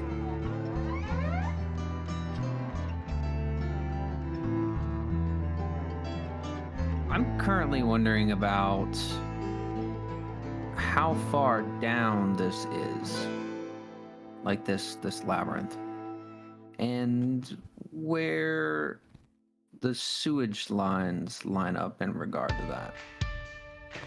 Did your character say that out loud? No, but I want to maybe connect with Jeylith, since she's currently speaking with the king, and kind of put those questions in her mind. What were the questions again, one more time? Basically, like, how far down is this labyrinth beneath the castle? And I'm thinking about what Onion had said about hearing the toilets making weird noises. I'm wondering if we could maybe inquire about where the sewage lines line up within that, like, elevation. As soon as you say those, Jaylith's like, oh, good point. So, how far below your keep is this labyrinth? I believe it's roughly 80 to 100 feet. All right. And How does that line up with the sewage system in your keep? Ah, yes. The sewage rooms, they all funnel into some sort of cistern, then are routed somewhere within the labyrinth.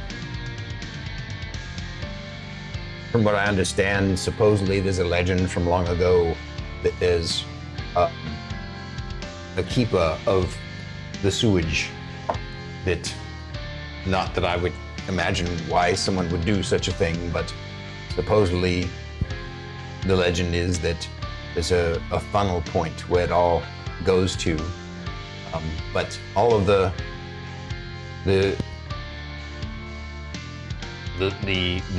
pipe system is all too small for even the smallest of people to go, except maybe a rat. Oh, you have rats? I mean, everywhere has rats. Noted. Thank you.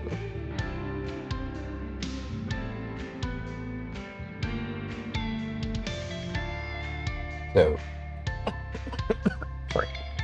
How? Okay, this is weird, but how big was the toilet hole? Like I said, it would be barely enough for her to squeeze into, and then, she could get down into a portion of it, and then probably down into whatever the basin is, but then the way it pipes out from there would be way too small for her to get through, like rat size.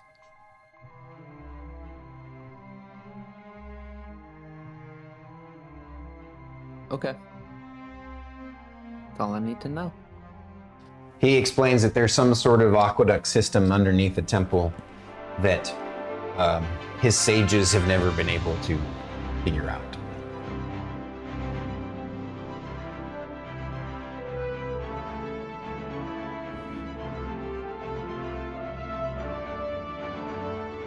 Take it from the moving model that Jotun's back. Yes, I've been back. I'm just listening now.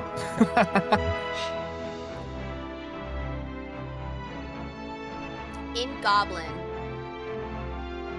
I'm just gonna say, Onion is bored. I'm done. Let's go fight. but it sounds like Jeylith responds back in Goblin, going, "Don't worry, he'll get to you soon enough." I heard all of that, Goblin. They're So growling the again. three of you speak Goblin, or do all four of you speak Goblin? They're growling again.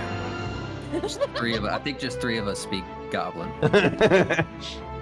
Oh yeah, I would have picked up Goblin from Traveling with Onions. We trade. I teach her Common, she teaches me Goblin. Well, that's one of the ways that you guys have been helpful to him, then, with having other languages, since he only has the one. Listen, we speak the King's Common on our ship. that's what we speak.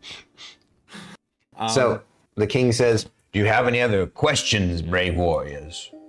Will you take on this quest for me in my kingdom?" He looks. A man can retire on 25,000 gold. Indeed. And I'm in. you can keep anything you find down there as well. Shake my hand on that, King. Do not shake her hand. Yes, Your don't shake Majesty. her hand. She hasn't washed them.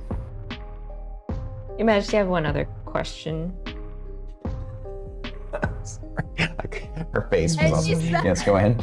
she smells her hand and then wipes it, makes a gross and then wipes it right on the chair that she's sitting on. Do any of your books here talk about this divine being that's underneath the castle?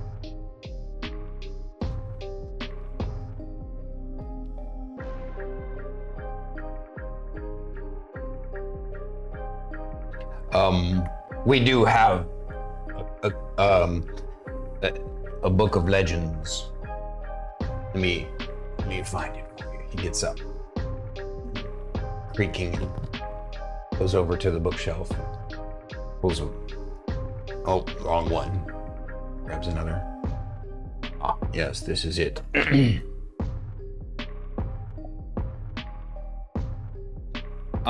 Another point of order, I am studying him as well. Mm-hmm.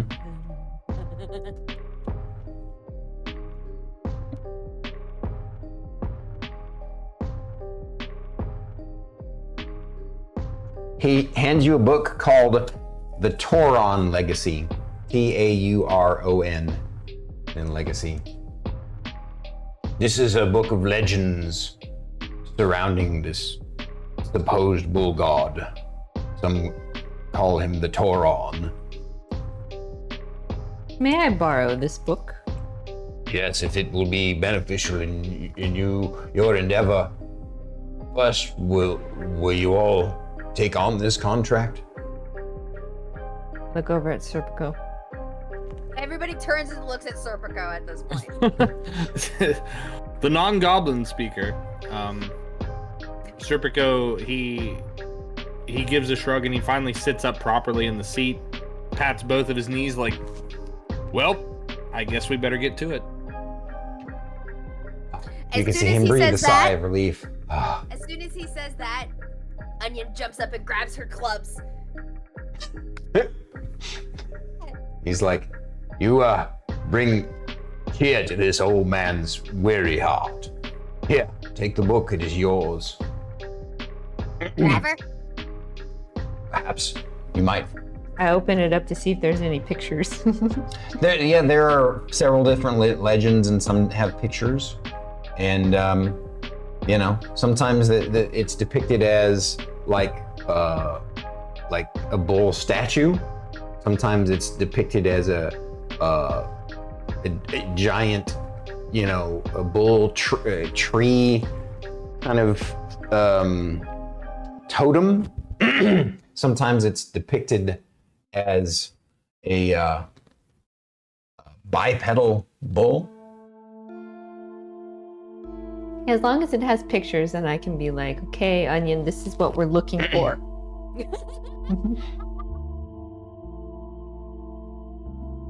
See this? Hit this. Since I'm still Pretty much. connected with Jeylith, I would also bring up the concept or the idea or the suggestion of, is the king going to provide us with anything to help fight this? Or we just expect to go in there with our own gear or equipment? Or does he have anything that he can provide us to, ensure success? That's another good point. Your Majesty. He looks around at the other everyone. Because no one said anything. like she's talking to me, but I'm not looking at her. I'm just looking at her. That's another good point. Mm-hmm. To make people think I'm a little crazy, but so besides our gear, will you be providing us anything else to make our way through this? What'd you call it? A labyrinth? I've never been in one before. He says, well, I suppose I could go into our treasury vault and find a few items from the kingdom's adventuring days that might prove useful. I'm afraid that we don't have much.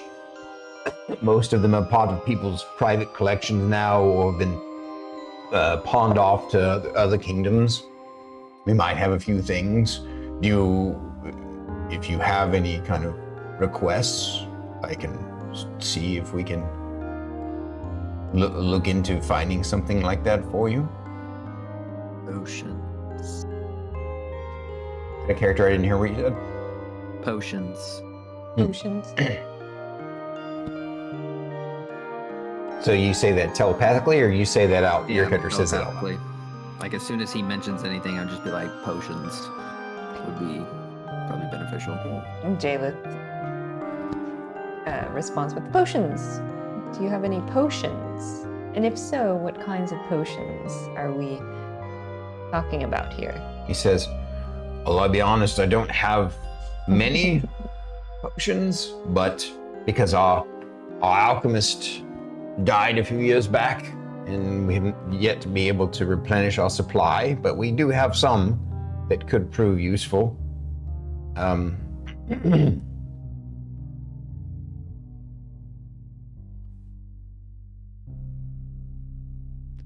Your alchemist died, you say? Yes, I didn't know he was sick.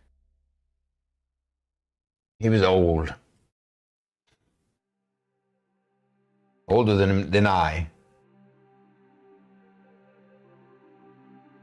If you like, I can find out what we have in stock. In fact, I think I was looking at a log of that the other day. Just a moment. He goes over to his desk and starts rummaging in through the drawer and getting some papers out. Get a little logbook. Ah, yes. Looks like we have 2 potions of healing in our inventory. 1 potion of antidote.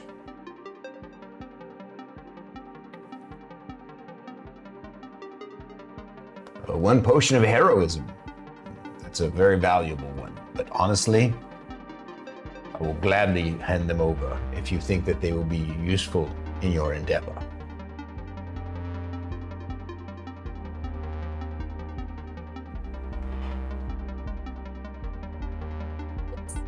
Like we have 1 oil of slipperiness too.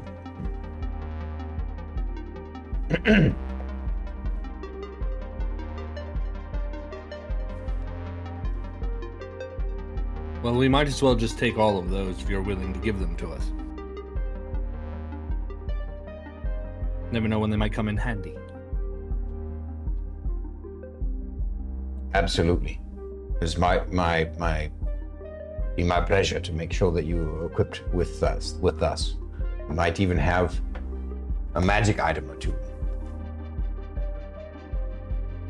Onion, you say that you use those are your, so add a character. Are they clubs or are they maces? Which are they? They're maces. Okay. Right now they're just regular maces, correct? Or they're both maces +1. Oh, they're both maces +1? Oh, I didn't realize that. Okay, cool. So those are, that's a uncommon, right? Yeah. Okay, gotcha. All right. So, never mind. To go bonkers. We might have a magic weapon or 2 or magic Yes, armor. take. We'll take those. We'll take them everything.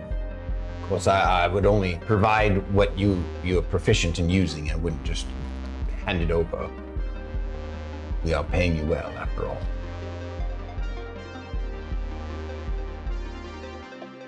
Yes, and do remember, Onion, that dead men can't spend money. So we'll take what's offered. He looks at her. Did you have anything else in mind besides potions? Or any of you? Please speak up now. And by the way, even though we only have a 10-day, avail yourself of our comfort and services. I would hope that you would take up the quest tomorrow at the latest.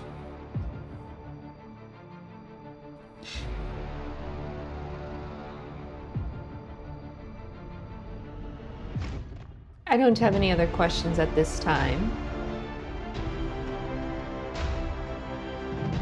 All right, so at this point, you guys have accepted the king's quest. King Cross of Monmouth. To go down into the labyrinth underneath the keep and defeat their cursed bull god. And all right, this seems like a good time to take a break. We'll say that you guys wrap up your conversation with him because it seems like everybody's done talking to him. And before we do though, do you think you all would want to rest the night or set out immediately? When's the last time we rested? We had just gotten into town. We haven't had a chance to like really eat other than the crackers and the drinks that they've given us. So I would assume that a well-rested crew is an efficient crew. So I think we're going to rest the night. I would suggest to rest the night anyway. Yeah, I'd agree with that. He concurs. He basically would want you to slough off the weariness of travel, so that you are completely well rested and fresh for tomorrow. He says he will make sure that you have a feast befitting of your well-deserved reputation. Cool. Gives my character time to wander around and find some rats to talk to. Okay. All right. So let's take an intermission break of roughly 10-ish minutes. You want to go grab a snack or dinner or bathroom, both. This is the time. So thank you guys for joining us this wonderful evening. I appreciate you all. And yeah, we're gonna take a break and be back in about 10-ish minutes.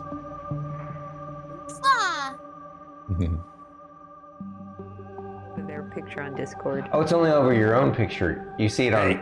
Oh, okay. Yeah.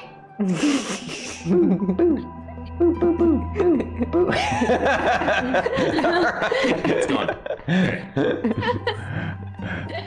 This is the most unconventional D&D stream on Twitch. The mouse. How to distract the streamers? Mouse. Oh, he's like my perfect kind of weird. I really like him. I feel like he's the kind of person that would tell Guar it's okay to pee on the tree. And that feels very important to me for some reason.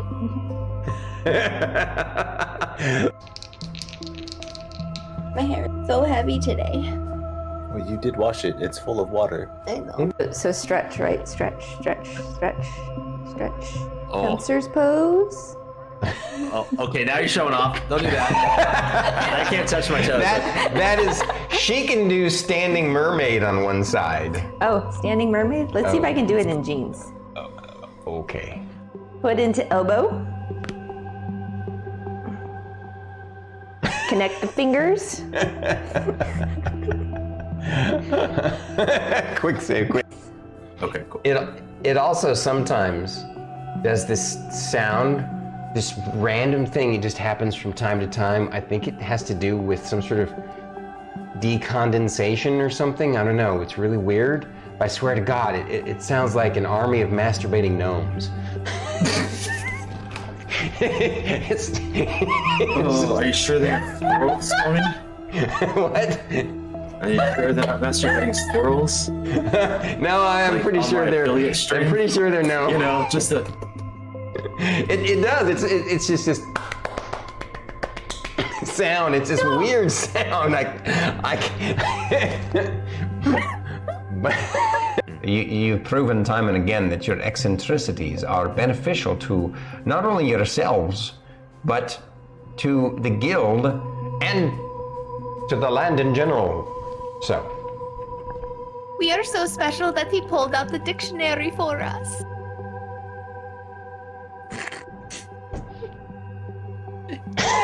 He used big words. and the day had come. The party was ready to begin their fights in the arena against the number 2 ranked guild. Here they are, up against them. The name, the Loam Riders. Will they defeat them? Will they be beaten by them? And such it went. The battle began. It looked like it was fairly even, but it was not. Soon, 2 party members were down, and the cliffhanger had begun. I don't know. And you guys are awesome. Fight me. Let's go. All right, we're gonna I go. did it too. You did it too. Yeah. We're gonna go chat dice. Here we go. Oh, man. Kid's like,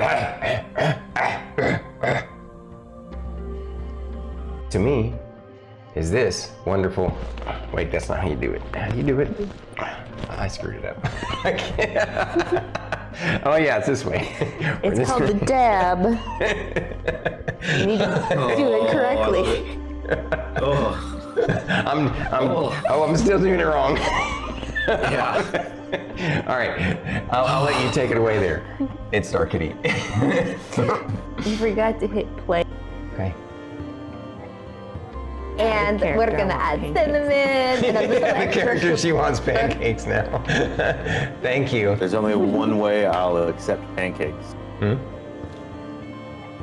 Stormer's got to wear the outfit.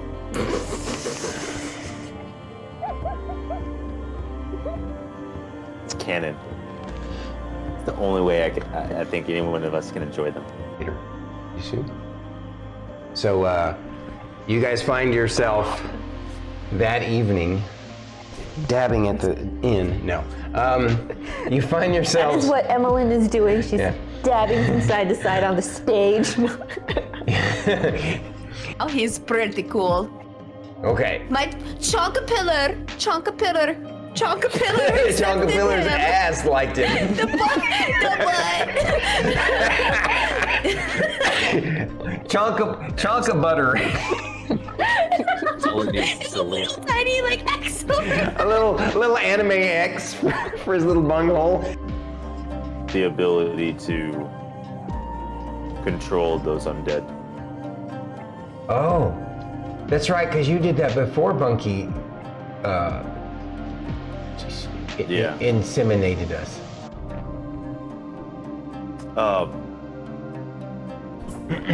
Alright, and the Ow. Ross moment Stop has ended. eating my butt.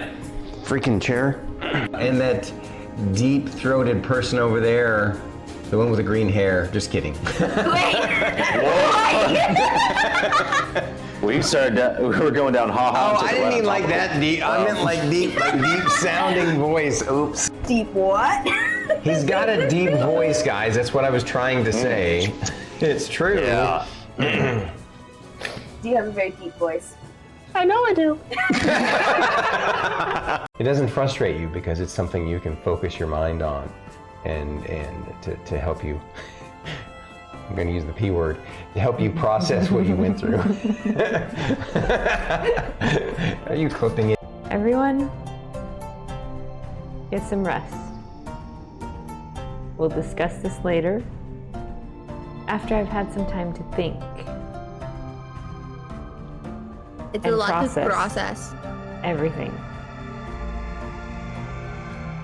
Got 3 good clips so far. I'm processing the rest. What a dick! You snuck it in there. You got me to say it. Looks like you have a question, Fern. Is it the same color, the same blue glow? Yes. Now, I think if you scroll over their picture on Discord. Oh, it's only over your own picture. You see it on. Oh, okay. Yeah.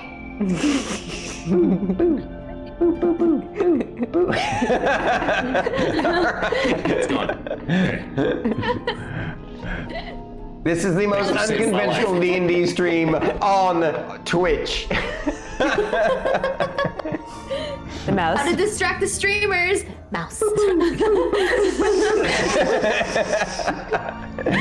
Oh, he's like my perfect kind of weird. I really like him. I feel like he's the kind of person that would tell Guar it's okay to pee on the tree. And that feels very important to me for some reason.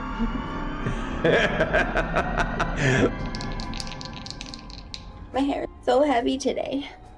Well, you did wash it. It's full of water. I know. So stretch, right? Stretch, stretch, stretch, stretch. Oh. Hamster's pose. Oh, okay, now you're showing off. Don't do that. I can't touch my toes. That is, she can do standing mermaid on one side. Oh, standing mermaid? Let's see if I can do it in jeans. Okay. Foot into elbow.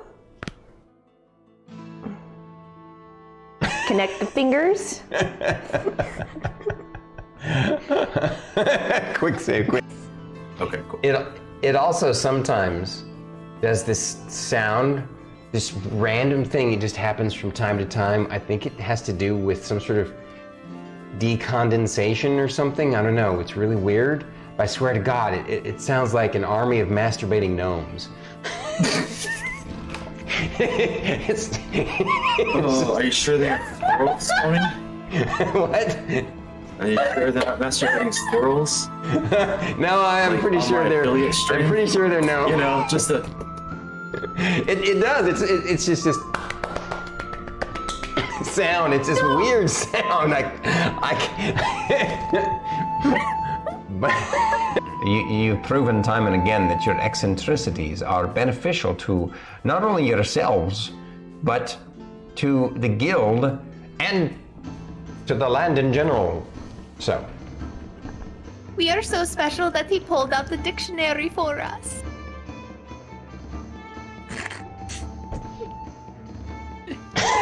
He used big words. And the day had come. The party was ready to begin their fights in the arena against the number 2 ranked guild. Here they are, up against them. The name, the Loam Riders. Will they defeat them? Will they be beaten by them? And such it went. The battle began. It looked like it was fairly even, but it was not. Soon, 2 party members were down, and the cliffhanger had begun. And you guys are awesome. Fight me. Let's go. All right, we're I going. did it too. You did it too. Yeah. We're gonna go chat dance. Here we go. Oh, man. Kids like. To me, is this wonderful? Wait, that's not how you do it. How do you do it? I screwed it up. I can't. Oh yeah, it's this way. It's called the dab. You need to do it correctly. Oh. I'm still doing it wrong. Yeah. All right, I'll let you take it away there. It's StarKitty. You forgot to hit play. Okay. And we're gonna add cinnamon and a little The extra character, she wants pancakes now. Thank you. There's only one way I'll accept pancakes. Stormy's got to wear the outfit.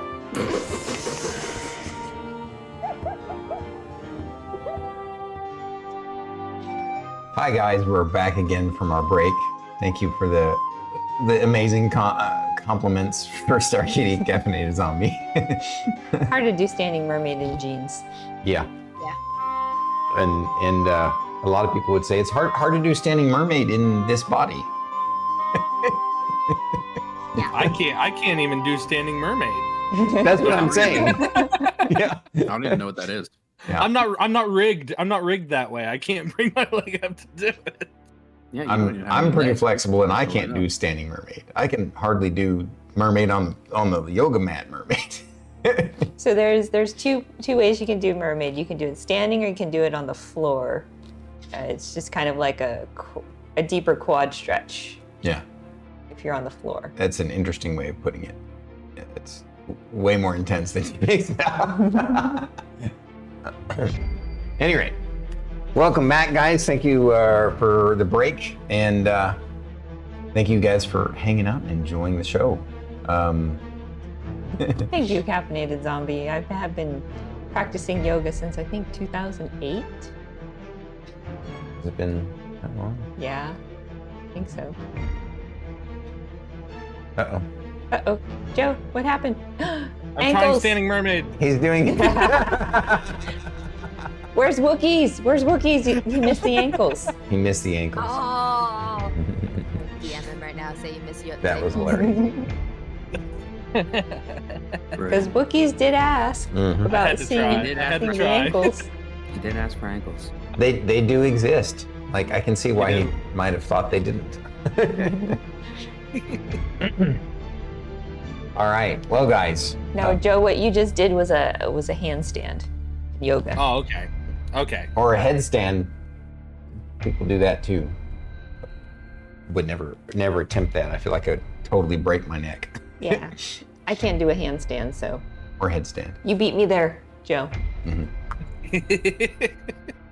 I can do so much digitally. Okay, so with that, we'll jump back into it. Thank you guys for coming. We're gonna go chat dark again, and we'll be chatting with you guys at the end. Enjoy the show. So, you guys are treated to now. If it's cool with you guys, we're gonna sort of just exposition to where we're to the next kind of chapter of the story, as it were. Basically, Well, I did want to read the book, and I did want to see if I can gather information from any of the rats in the keep. That's true. That's a good point. You did want to. Okay. All right. Fair enough. They treat you to a great feast. Not like a celebration style feast, but like VIP. Like a final meal. Do what? Like a final meal. Yeah. I was gonna say they give us all these magic items. They give us these books that they'll never get back if we fail. Just mac and cheese and bacon. Yeah. You can tell that the old guy is going all in on you guys. He's sort of in a position where he doesn't really have much choice. But you can also tell he in his eyes, he has faith in you. He believes in you to be able to accomplish this. So, the meal is fantastic. The wine or ale, whatever you choose, mead is water is enjoyable. And during that time, you study the book. I'm gonna let you roll a. I guess anybody who wants to study the book can roll an investigation, because I'm pretty sure that's what you would do. Oh, hey, that's pretty good. 22. Right on. Did anybody else want to study it too, or just listen to her? Okay. In the book, there's all kinds of, various fairy tales, legends about this bull god. Supposedly, some people believed that, he helped with the crops, right? And when they had good yield, it was always his fault, right? When it was bad, it was, we must have pissed him off, that kind of thing. Must have disappointed him. And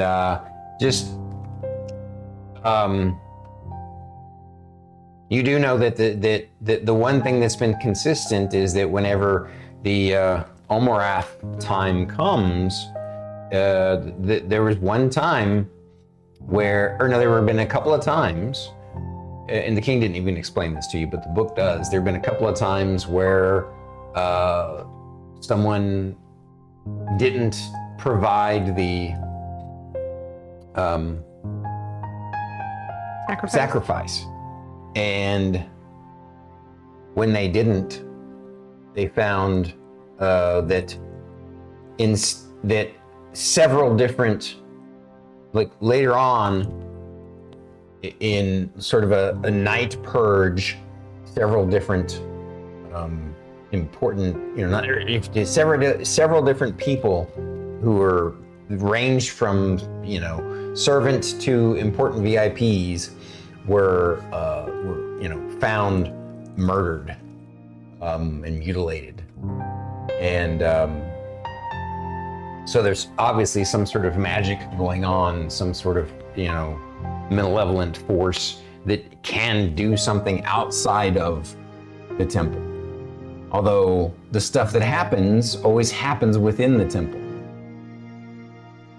So the people that were murdered it was never anybody who lived outside of the fortress temple.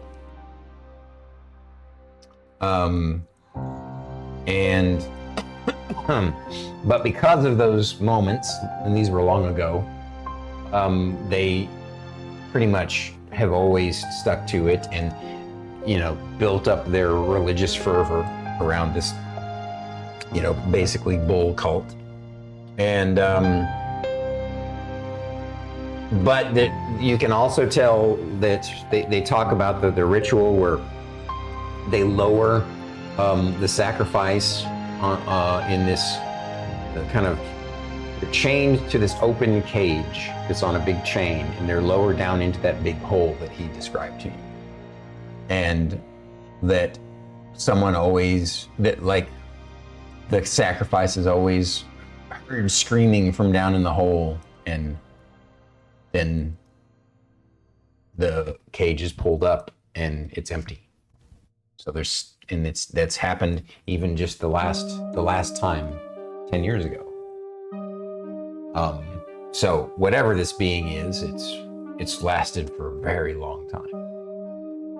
So it may not necessarily be a deity, but it's very long-lived, centuries. Well, a couple of centuries anyway. This kingdom isn't that, like almost a couple of centuries. And what else can they say? Yeah, again, just the typical kind of the harvests and the luck at sea, is, all that kind of stuff. Is there anything in particular you're looking for?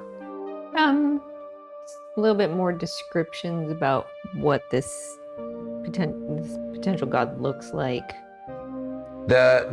Like I said, a lot of the time it looks like a golden calf statue. A lot of the time it's a wooden totem of a bull.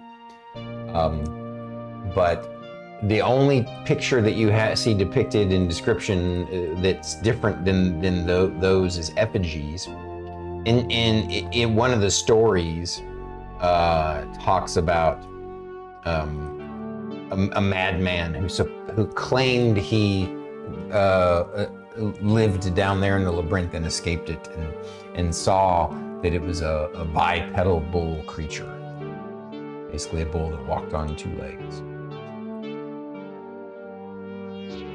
Would And we supposedly have had any idea what creature that would be? Say again?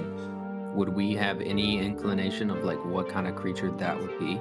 No, because obviously, I'm sure you as players have an inclination of what kind of creature it is. Well, yeah.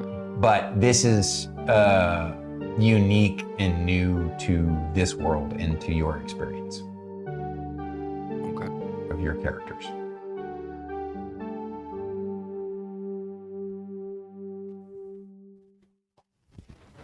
Is that all I gleaned from the book? Yep. And of course, I'm all like, Onion, come look at pictures. This is what we're looking for. Right? May look like this, or may look like this. Onion has to kill statues? It almost looks like a statue, but still moving. Confusing, but okay. If it looks like this, you want to smack it. Okay. All right. Then, of course, I'm going to go walk around and see if I can find some rats. Please. Or Okay. any type of other type of animals So ready. that are wandering around. Roll me a search. You're searching for rats. Investigation? Yeah, roll me. You're investigating, trying to find some rats. Nope. That's a 7. Yeah, unfortunately, it seems like at least at this point in time, they've chased off or have cleaned out the palace of any wandering rats. If you're gonna be insistent about that, you'll have to go take your search wider outside, but it's just running a risk of finding a rat that has never been where you need to want it to be or whatever. Unless you want to have somebody else search. Who has the better search? Or investigation. I have a negative 1. She's got a -1 over there, I think, right? Yes. All I have is a +2. You have the best search. Yeah, with my +3. I'm Like I not said, you guys proficient. have a gap, but that's okay. The god is in the gap. No, just kidding. I can roll an investigation. You can try. I mean, no matter what your skill is, you can roll well. That's a 14 plus a 2.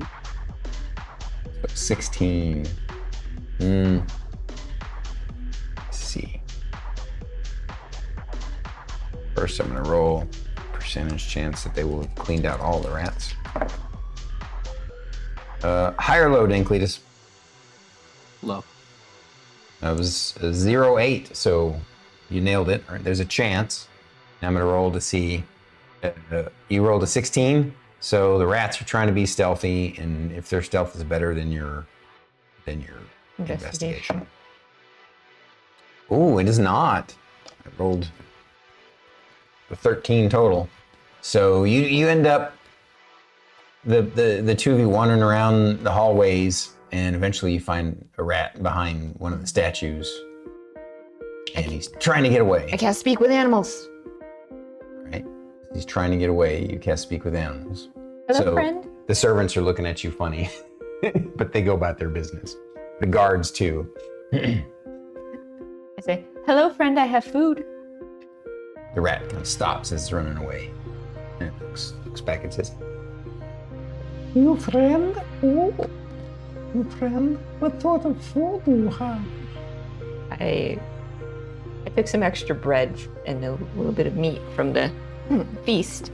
And I'm like, would you like bread or meat? Ooh, bread and meat, yes. Give me. I put down both. Prove you friend. Ooh, it goes and sniffs at it. you no poison me? I take a bite at it. Ooh, I like freshly chewed food. Yeah. Starts nibbling at the food you gave it. So, my friend, what can you tell me about what lives below? Oh, there's lots of interesting things below. Oh? Yes. There's a big nasty place. It's easy to run around in. Except when you're in the monsters' rooms. Oh, By the way, can you hear me okay, guys? Not too quiet? Okay. so there's a monster. No. There's many. Oh, there's many monsters down there. Well, okay. Maybe not that many, but there's some. Do you know, can you tell me what they look like? There's the one that is the scariest. But I'll tell you about them later. They're too scary to think about. There's the big nasty spiders in one of the rooms. Spider? Okay. Yeah, Okay. you got to stay away from that. It'll catch you and eat you quick. I lost my friend the other day to the big spider. All right. Did you see, what is it? Bull-looking monster? What's a bull? That have horns? Yes. There's a couple of those. There's like a few of them. There's like a couple of them. There's a couple that don't move. There's the one that runs around and kills things and takes the lady. So 2 that don't move, and 1 that does. Yeah, that's right. That's the scary thing I was talking about. Oh, that's the scary one. Yep. Oh. So, my friend, you said there's a spider and there's a big scary bull that runs around. Anything else that you've seen or heard about from your other friends?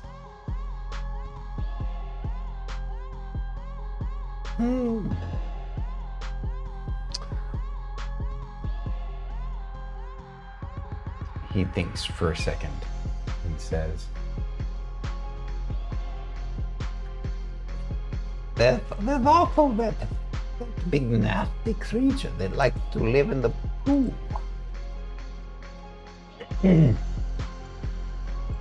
But he friendly if you're not mean to him. Oh, okay. And there's also the strange dead peoples in one of the rooms. Dead people, you say, huh? Mm-hmm. Have you or any of your friends explored all over down in that area? I try to stay away from that place. Myself, personally, I like to wander through the pipes and find food left behind from people.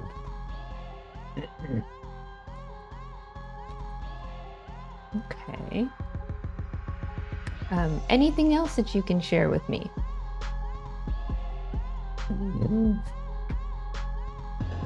I like the cheese. To get me more cheese, that would be good. Yes, I will bring you some more cheese. Yay! All right. I think I've gathered enough information. I look at Cletus' character. Back to the kitchen, we need cheese. And as we're walking back to the kitchen, I relay all the information that I gathered. Apparently there's a big spider that lives down there. There's a creature that lives in the poo, and it can be friendly. There's dead people, and yeah, the bull that moves around and steals women. How big a spider? Just said big, but you know, it's a small rat, so if anything's gonna be big to it. That is why I asked. Well, when we come back with cheese, I can get some clarifications. Maybe. Rats aren't all that smart. No, but they are delicious. Thank you for not eating this one so I can gather information. Can I eat it after? So you guys get the cheese and Come back. come back, and it's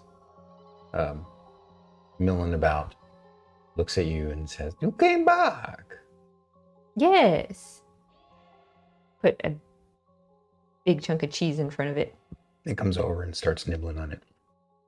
Plops down. So this spider, is it bigger than me? Little bit bigger than you. I Like look kind of horse. the size of a horse? Maybe not that big. Like pony.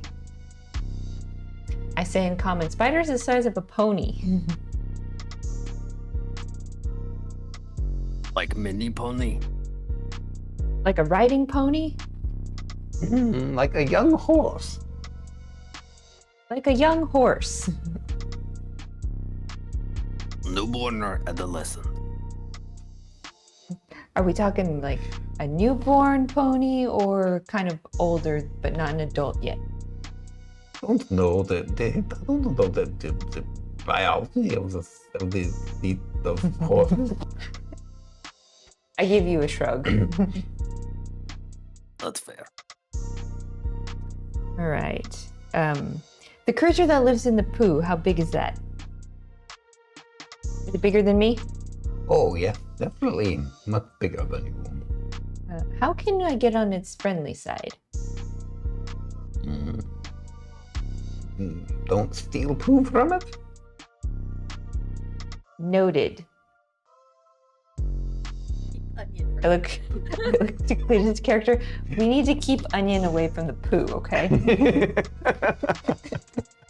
Have you met her?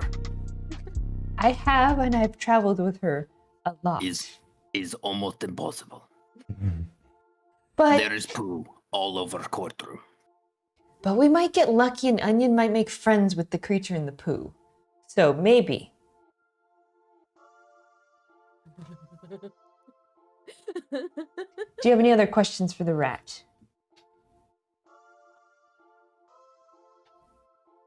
Does it have any friends nearby? Do you have any friends nearby? Well, not necessarily friends, but acquaintances you don't like?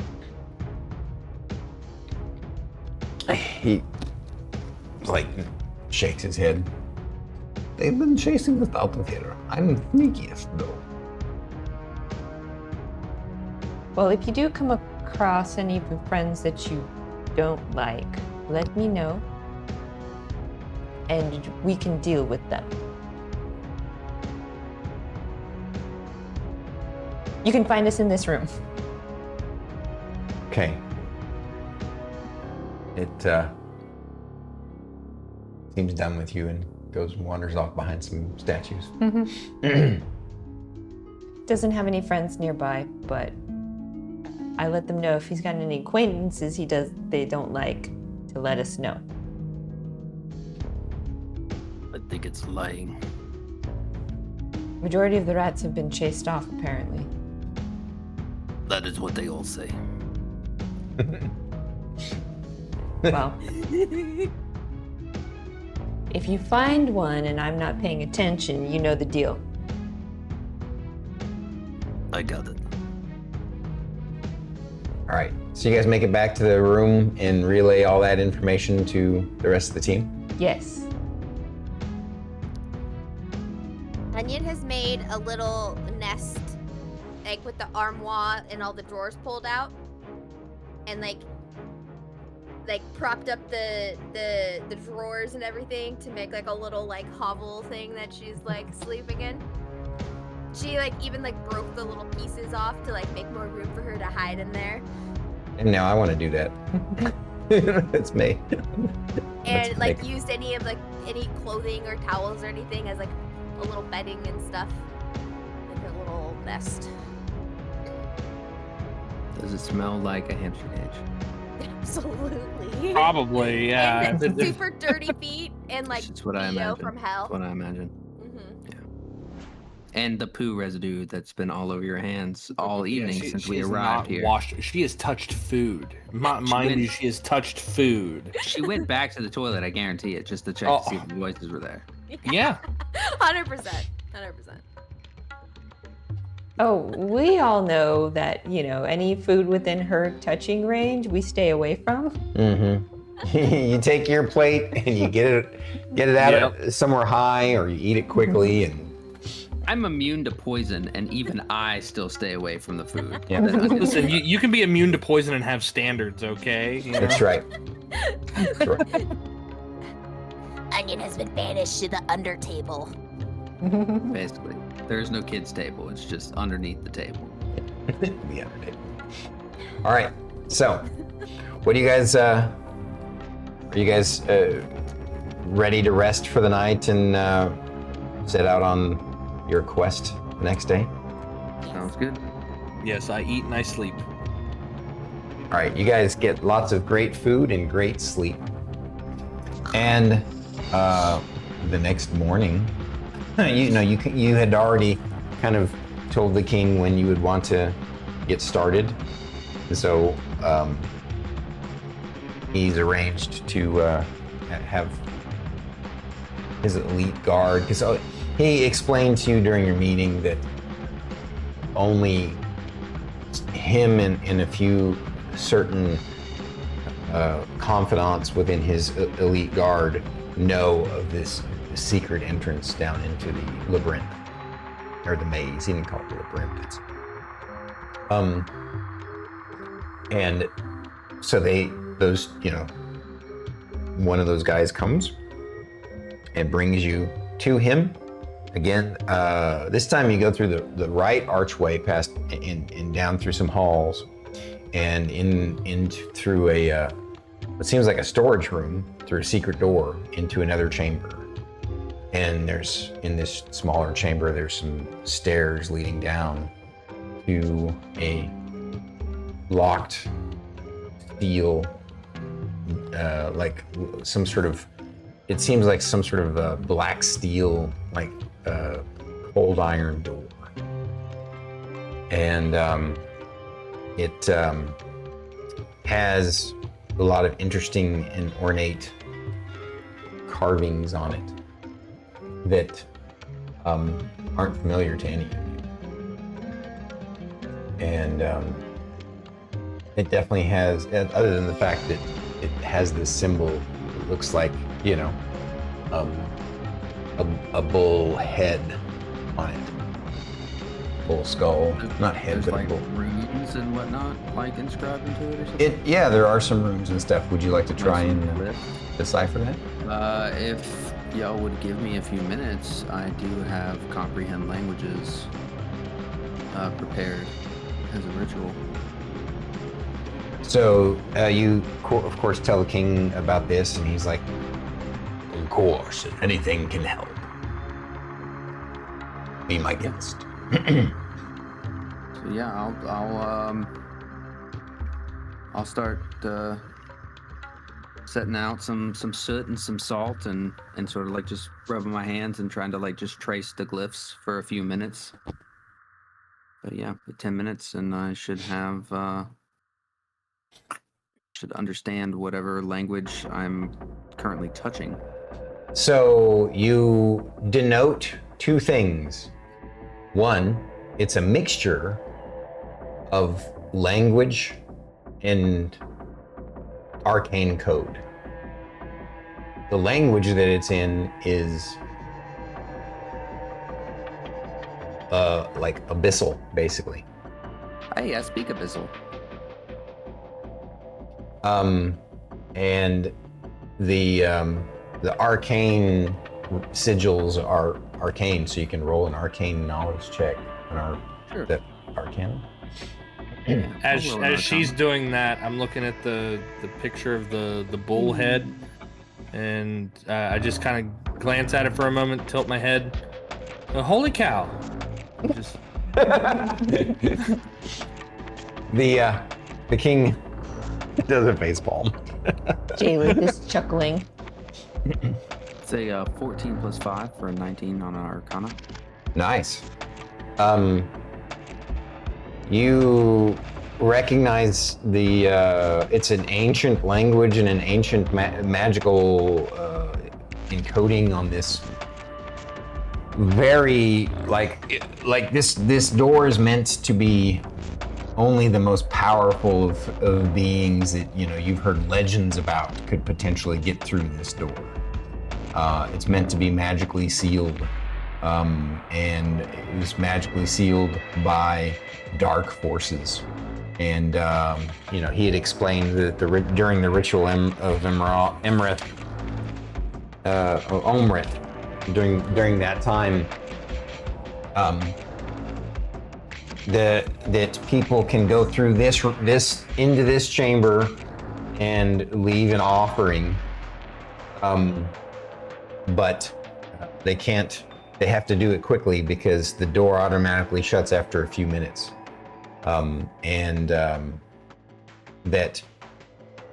Basically, you get the sense that it's strange. It's definitely some sort of dark force that powers that door to be sealed magically. Okay, I'll relay that information. What does the abyssal say? Just more about the nature, just the. Like I said, it's a mixture of arcane and abyssal. It wasn't like a specific kind of phrase or anything. It was just kind of relaying, laying over that it's a glyph, that it's sealed, that it's nothing specific. Okay. I'll relay what I know to the rest of the party.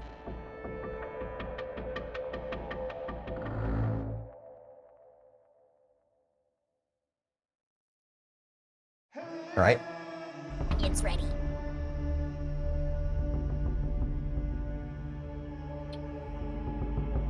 And Serpico. Did they give us like plenty of rations? Oh yeah. Okay. They loaded you up with basically he provided you the potions, and one thing that he had in his vault that he didn't realize he had one extra cloak of protection, +1, if somebody wants to take that. And then there was also a strange rod that emanated magic that they couldn't figure out. It was just in their vault, and so they didn't feel like they could sell it or anything. What? I know. Jeylith would look at the rod. Yeah. And then there was also, and he handed all of these things to you in a magical bag that can seem to hold more than it should be able to. A bag of holding.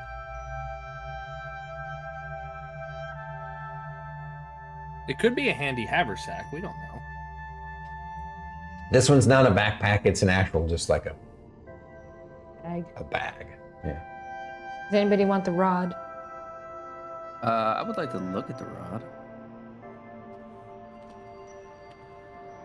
Is there a button on this rod? So the rod has some interesting sigils on it that seem somewhat familiar to you. For sure. Okay. Do you have any, like, what do you have as far as the capability to figure out stuff? I mean, besides just Arcana knowledge and background, really nothing. You don't have in like that a regard. Identify or I don't anything have like that? like any identifier. That's right. Roll me your Arcana check and roll with advantage. Is it a firm rod? Was that? Is it a firm rod? Nice. I rolled a 17 and an 18, so at 18 plus 5, 23 on Arcana. Nice. Nice. You're pretty sure that this is a Rod of the Pact Keeper, +1. Okay. You would have to spend an hour attuning to it. Doesn't mean I can't hold Not on all to of things, by the way, in my world, I rarely do attunement, but certain things to me make sense that you can attune to.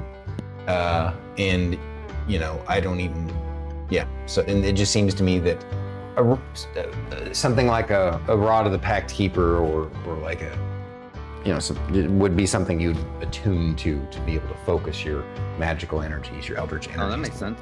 I'm already attuned to 3 items, so. So in my world, there's no limit to the number. Like I said, the items that you picked are probably not attunement items, and there's not really a limit. I'm not a big fan of the whole. You have 3 things you can attune to, and they make almost everything you have to attune to.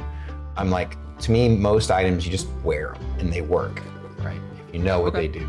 So what were the 3 items that you thought you were attuned to? Bracers of defense. Don't have to attune to those. Slippers of spider climbing. Don't have to attune to those. And staff of the python. Nah, I mean, if it was a more unique item than that, yeah. I mean, basically, you know how to work it and you can work it. The staff of the python, an uncommon item? I can turn that thing down, flip it in reverse. Staff of the python is an uncommon item. Which is why, like I said, it didn't make sense that it needed to be. Yeah. But the Rod of the Pact Keeper, like if you think about what it does, being able to boost his abilities, it makes I mean, sense. I'm all right with it. Cool. I will definitely hold on to that. Add a character. Jotun, what's your weapon again? It's a short sword, but it's a gladius. It's a gladius is what my weapon is. Is it magical? No. Okay. I'm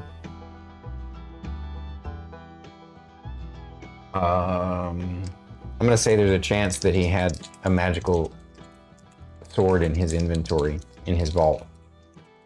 Because a sword is a pretty common item, and if people are gonna have magical ones, he might have that. It would make sense. High or low? You get a 50-50 shot. We'll go high, because I'm not expecting to get one. 65. Well done. So it is a. It's not a gladius. It's just like a +1 longsword, effectively. Oh well, then I wouldn't. Can I use finesse with it? Because if not, I can't use it. Oh, right. I forgot your finesse. I'm a dex-based fighter. Yeah. Actually, gladius would be something that'd be more common in this world than like longer swords right now. So, yeah, I'll say that it's effectively the same kind of weapon. You can use it as a finesse weapon.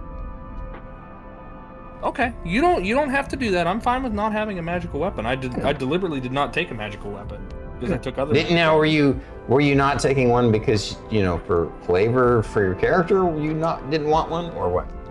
No, I just chose other magical items. Okay, fair enough. Weapons were not on my list of things to make magical. I still think that it makes sense that he would have something like this on hand, So,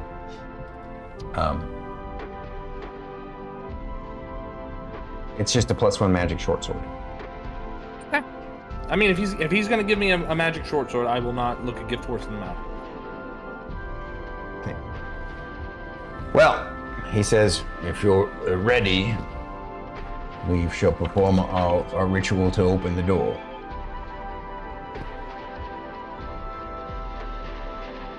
I'm gonna intensely study this ritual while they're doing it. Okay. Does everybody confirm they're ready? Yes. Yes. All right. He and his priest, the only people in the room with you are his elite guard, his priest / counselor, his high priest / counselor, and him. And the priest does his ritual on the door, and the bull glows for a bit, like around the runes, around the eyes, the sockets and things. And the door, it kind of splits open and lets you all pass on through to the other side. There's a chamber on the other side with a lit brazier that's has a green flame in it that you guess is magical, because how else could it still be lit? And you also note it's a fairly large, kind of rough-hewn chamber. It's not like it's been carved out, but it's still kind of rough. You can definitely tell as far down as these stairs went that, yeah, his estimate of 80 to 100 feet means you're below the foundation of the temple into what would be like the cavern tunnels kind of thing. And this chamber, not only does it have that large brass brazier with green glowing flame in it, but over to the side there's a statue, a kind of a golden statue of a bull on a stone pedestal, probably one of the non-moving ones in that same picture that you had from the book. But it's interesting because even at a glance you can tell that it's gold flaked, because it's like pieces of it are flaking and falling off, and it's kind of tarnished and it's not like solid gold, it's just an affectation. And it looks like, also near like it. A regular bull? Say again? It looks like a regular bull. Yeah. The statue is of a it's a big chonky looking bull. Chonky bull. Chonker. Yeah. And next to that is like a pedestal and a round bowl basin, and there's some old like dried flowers and some coins and some jewels. But you can tell that's where people would, who wanted to make a pilgrimage and stuff, they would go be let in to go put something in there and then leave quickly. As we go to, if we are walking in and going to leave, Onion's gonna just like drop her hood and pull off her thing, and like look at the king and just be like, Hi. Bye. and then trots in after her friends. Gotcha. All right. He looks down at you and goes, Maybe she'll be at home down here then.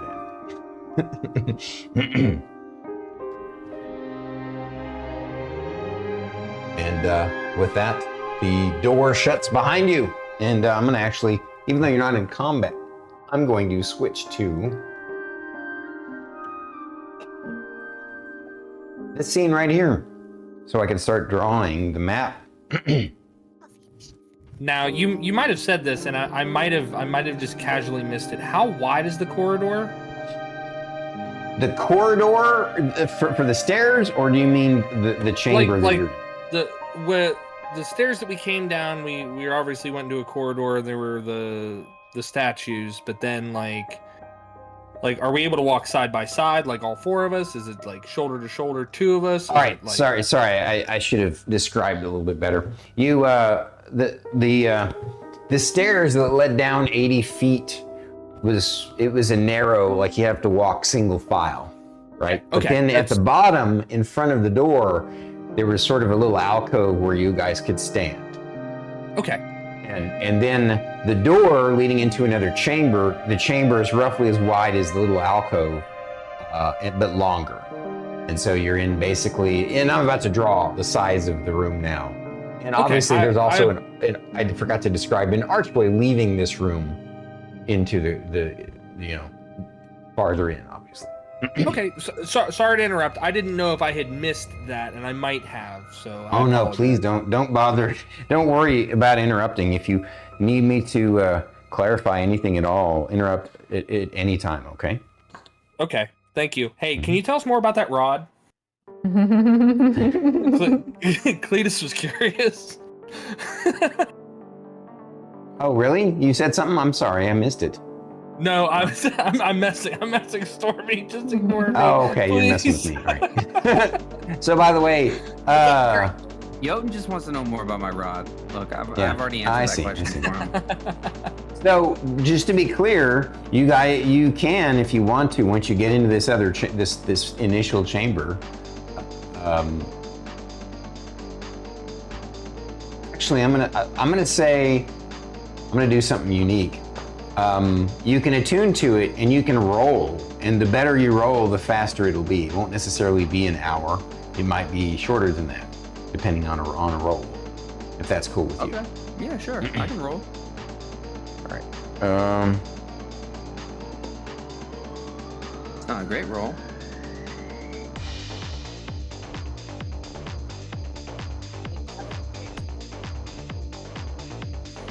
It added more time.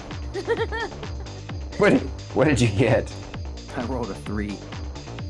Oh, so the roll would be your Arcana again. So. Oh, so it would be a total of 8. Oh, okay. You didn't hit the DC, so figured not. Yeah, I guess it would take you about an hour to attune to it if you guys want to take the time. Like he tells you guys what it will do for him, and it's probably worth it.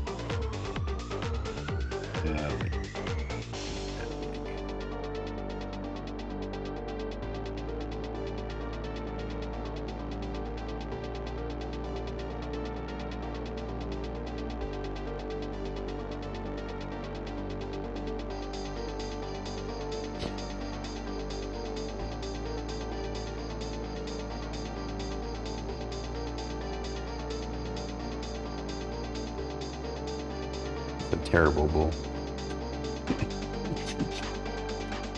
Looks like a motorcycle or something. All right.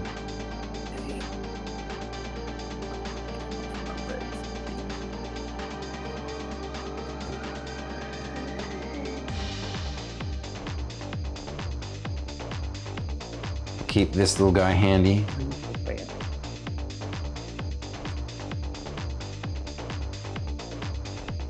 All right. I'm still busy. There you go.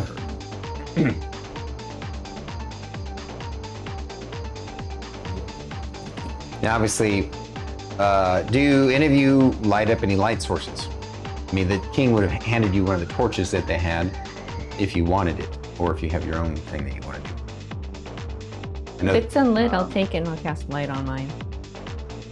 If they hand me an unlit torch, I will take it and then cast light on it. Okay.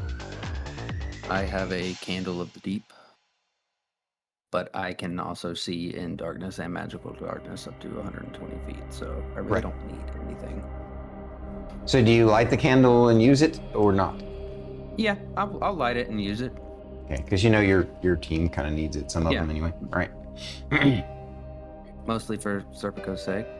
Yeah. I have a rogue's mantle. I have dark vision to 60 feet. Oh, well then fuck the candle. Well, but your Dragonborn doesn't have dark vision, right? No, that's why I cast light. Yeah. Although I've always thought it was dumb that Dragonborn don't have dark vision, so that's super I dumb. always give them dark vision. Oh, I have dark vision? Yeah. So we all have dark vision?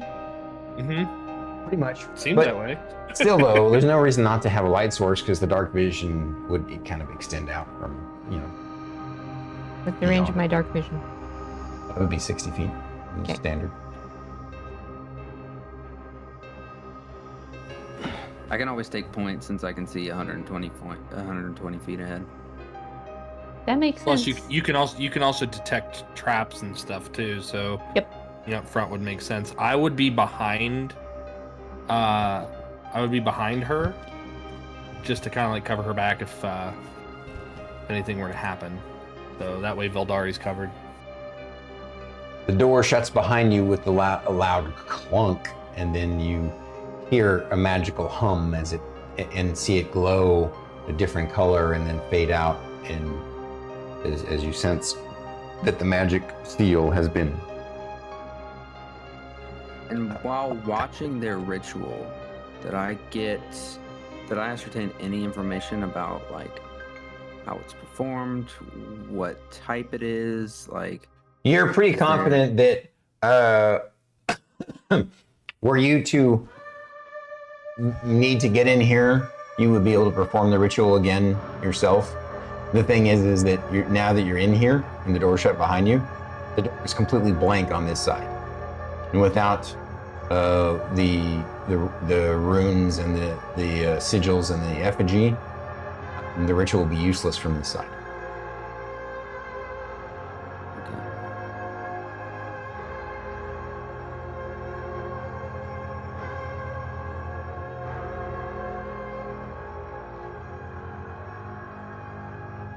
So yeah, I guess I will take point. And Onion takes the very back to watch our back. The goblin wants to be in the very back. Yes. How about you two? In what order you want to be? Oh, Serpico said he was behind. Oh, he did? Yeah. Yeah, I'm behind. And it makes sense for me being in front of Onion, because Onion, how much do you weigh? Average goblin size. So Probably 30 pounds. She probably weighs 30 pounds. okay, yeah, I should be able to carry her. So if anything happens, Onion can always just run up my back and be like, something behind. I also have the alertness feat, so nothing can sneak up on me. So That makes sense that you're in the back. Yeah. We can always alert you guys to threats from behind. So if we're all ready. And now it begins, or as my my channel point redeem, and so it begins. I'll start walking down the hallway, keeping an eye out, of course, like searching for any sorts of traps. Okay, so you want to? What I like to do is, I let people do a search per their total standard movement. Investigation. Right, search is investigation in this game, but yeah. Now remember, I think when it comes to traps and secrets, you have what, advantage? Is that right? I have, let me look it up because I just added it today. I have advantage on perception and investigation checks made to detect the presence of secret doors, and on saving throws made to avoid or traps. Gotcha. So you don't have advantage on searching for traps, just for secret No, doors. just for secret doors. Which is weird. Why? But that you wouldn't have, like, if you're looking for secret doors, why you wouldn't have advantage on traps as well? Well, because they're different, right? Like the idea is that you're a dungeon delver, so you're good at finding secret places. Yeah. But I mean, at least you have advantage on escaping a trap if you trigger one, and you have resistance to their damage too, which means you take half damage from them. So I take it you want to explore out to the end here before anything else. Basically, yeah. Before just keeping my eyes peeled for. All right, roll me. So at the end of this hall, you see up on the wall is another stone effigy of a bull's head sticking out of the wall. And roll me your investigation check as you make it along this spot. That is a 13 plus a 2 for 15. Okay. This first 15 feet, you don't find any traps.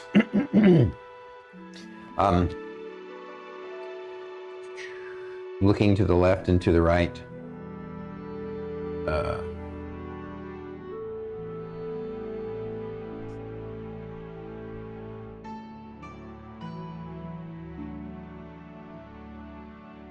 you see a room. And from this angle, you wouldn't be able to necessarily see these walls very well, so I can't. You just see a room that goes in about 20 feet, but isn't quite that wide. And at the end of this room is a statue and a fountain with that doesn't appear to be running, and there's like moss and fungus and slime like growing all over it.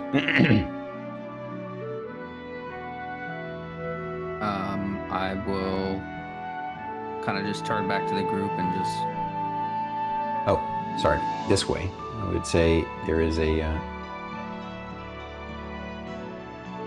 got a wooden door with iron bands.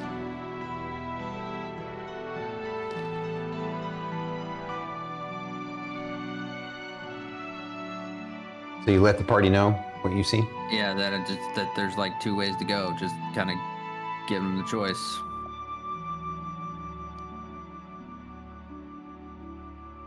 I would check that door before we move into the other room, just to see.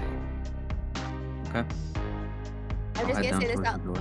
I'm also gonna say this out loud. I have proficiency in thieves' tools. By the way. Good to know. Everybody would know that. So yeah, I'll go check out that door. So you're just going to walk down the hall and check out the door? I mean, I'm constantly just searching for. So you're going to you're going to continue your. All right, go ahead and you already rolled me for 30 feet worth. So 15, yeah. You search this hall. There's no traps in this hall, and and just to be clear, right now you're only searching for traps, correct? Right. Okay. Yeah. This door.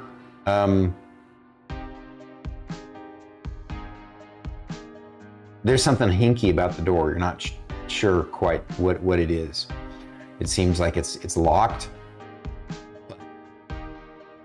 I don't know. It's even the way it sits in the stone frame seems a little weird to you. Like, does it look newer than the rest of like the stone around it? No, it just, most of the time a door would be have a frame that it sits in and hinges, right? This door literally goes from edge to edge. Okay. And the hinges seem to be like hidden on the inside somehow. I'm going to take a step back, 5 feet back. Okay. Away from the door, and I'm going to use Mage Hand to kind of see if it's locked or not. Like actually grab the handle and just sort of like not like push it open, but just turn the handle a little bit and just see if I can push it any, if it gives any resistance. Gotcha. You only determine that two things: one, that it's locked, and one, that it's a pull door, not a push door. That makes sense. I'm gifted. It still seems weird that it's a pull door, considering the way it's framed into the wall. It's like very awkward. It must have a strange kind of hinge for it to even function properly. I would maybe call the rest of my party up the hall a bit and ask their opinion. All right. He relays all that Before stuff going to you any guys. further. Okay.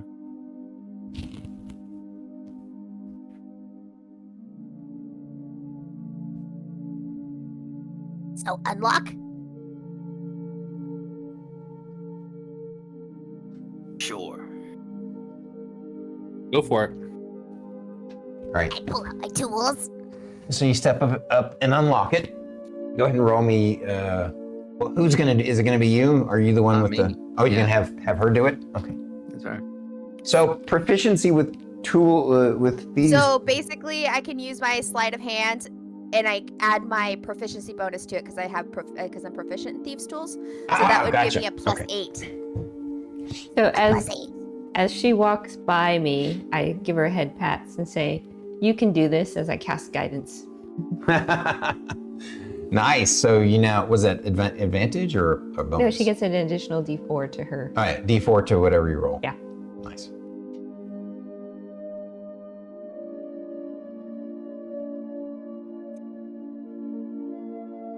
No, no.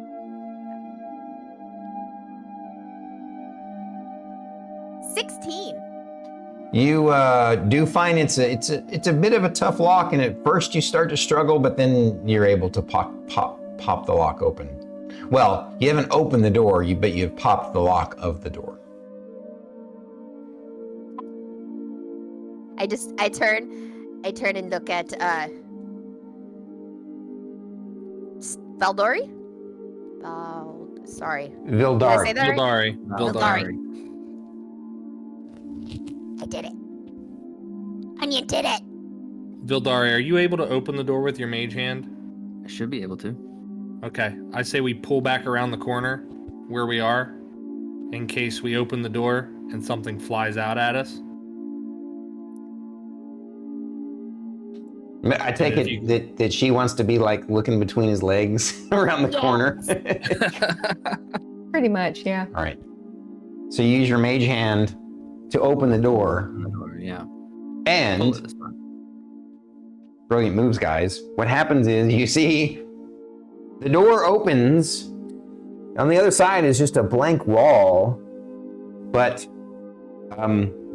a spear shoots out. And since you guys are not even in the hall, you don't have to make any rolls.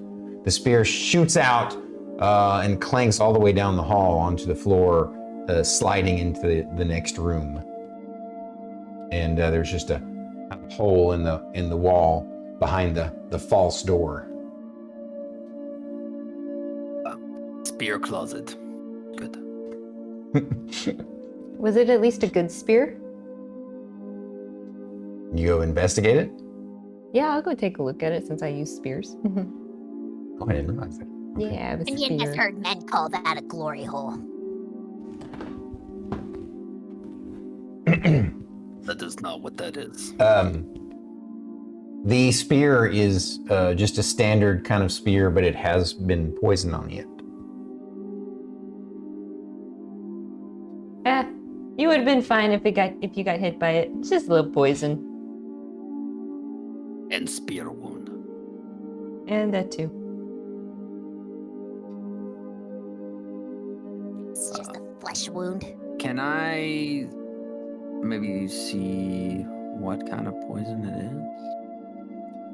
is? Just lick it. I guess I would say a nature roll or something like that, or a survival roll, right? That makes sense. To what? To do what? Yeah, Let me see. I need to see a character sheet. Not great. Thank you. Let me That's see. sick. Yeah, to understand poisons, I would think that you would need to be like nature or medicine. Yeah. Uh, They're +3. Pretty much everything's +3.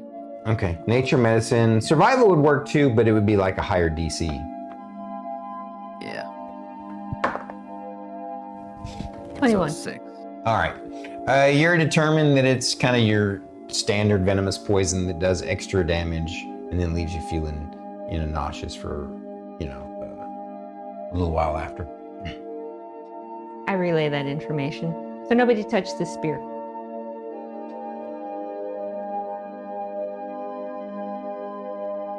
So obviously you're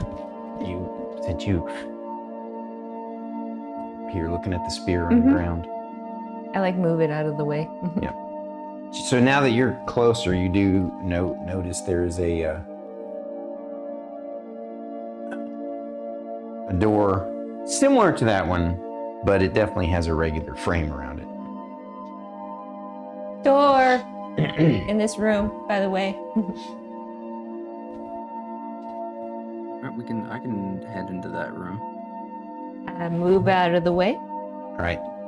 So I'm assuming you want to do a quick trap search of this room? Yep. Roll it, sir. There we go. That would be investigation, correct? Yes. All right, that is a 16 plus a 2 for 18 investigation. 16 plus what? 2 for an 18. So 18 total? All right. You denote a pressure pit trap in front of the brackish water, like anybody would actually want to drink out of that fountain now. Onion might. Onion does questionable things with dirty water, so I wouldn't be surprised. Yeah. Oh, Vildari, actually, since she's immune to poison and lived in a swamp, she could drink any kind of water. Although she's not immune to disease, so maybe not. Turns in the Oregon Trail, you died of dysentery. Seeing that pressure plate, do I see what it might be connected to? You mean the pit trap? Yes. Oh, it's a pit trap. Yeah. Okay. So there's a pressure plate that opens up a pit trap. Yeah. Okay. I would like to maybe just take that spear and kind of jimmy it in between the plate and the tile that it's next to, just to sort of keep it locked in place, just in case someone does accidentally maybe step on it before being able to pull their foot off. It has like pressure against the opposing tile. So yeah, I gotcha. I'll give you a percentage chance to succeed in disabling the trap or setting it off. But even if you set it off, obviously, since you're, it's not like you're going to be affected by it, since you're just poking it with a spear, but you're trying to get in the yeah. So go ahead and I'll just say percentage chance that you jam the spear into it. I'll have you roll just a sleight of hand. Just a sleight of hand? Okay. Yeah. Do that. 14 plus a 3. 17. Nice. Yeah, you easily jam up the trap. Pump up the jams. And pump that jam. Pump it up. Alrighty. Anything else of note within this room besides the fountain? Obviously, this trap was in front of the fountain, so is there something particular about the fountain? You see a pile of dried old poop right here. Typical. Classic dungeon decorum.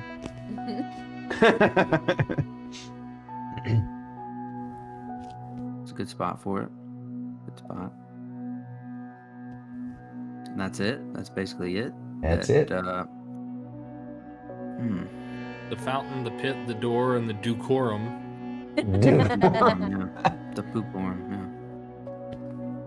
Yeah. Okay. Then I will, I guess, move on to the door. All right. What do you first do at the door? I'm gonna listen first. All right. Go ahead and roll me your active perception. And again, you can't roll less than your minimum. So that would be a 13. Okay. I'm rolling shit. Yeah. As soon as I say I love this dice, it starts rolling. You don't hear anything at the door, but you're not sure you got your ear on it just right. Do you relay that, or do you trust your skill? I'll trust my gut on this, and I'm gonna try pulling it this time. Okay. Push door in it. The door is not locked or trapped. You open it up. There's a really kind of rough-looking hallway. More like natural stone looking. Yeah. Less developed for sure.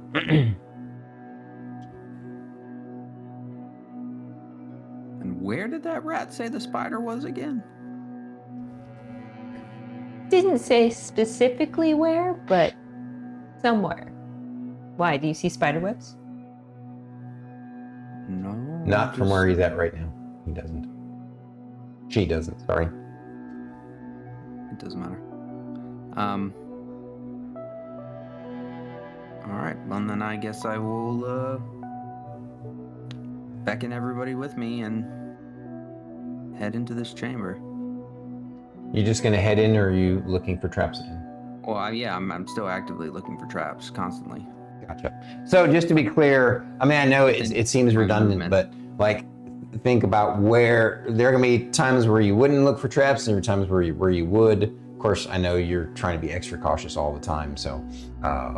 Basically, in this early stage, just exploration wise, I would say that probably every time I move, I would be making a investigation check. Go ahead and roll it then.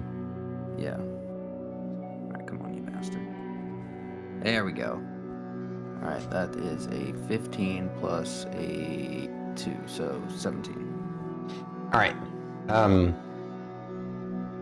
You don't notice any traps, but as you come up around the corner, you do note that the cave seems to go farther back.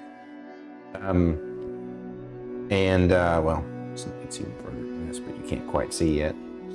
And you do start to see, like, spider webs hanging in places. I've been in enough dungeons to know that natural walls normally means natural creatures.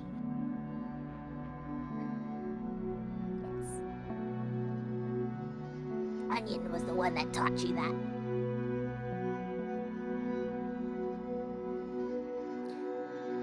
We're all following, right? I hope so. Yeah, I'm not gonna let her stay there by herself. So Oh, yeah. I'm gonna be right behind Vildari again. All right. Yep, and then I'm in the back. If we're able to walk side by side, I would walk side by side with Vildari. All right, you are able to, at this point, walk side by side. Okay. Like this. I'm assuming this kind of formation. Yep. Mm-hmm. All right. Sure enough, as you come around the corner there, you definitely see that this is a much larger cave, and there's lots of spider webs.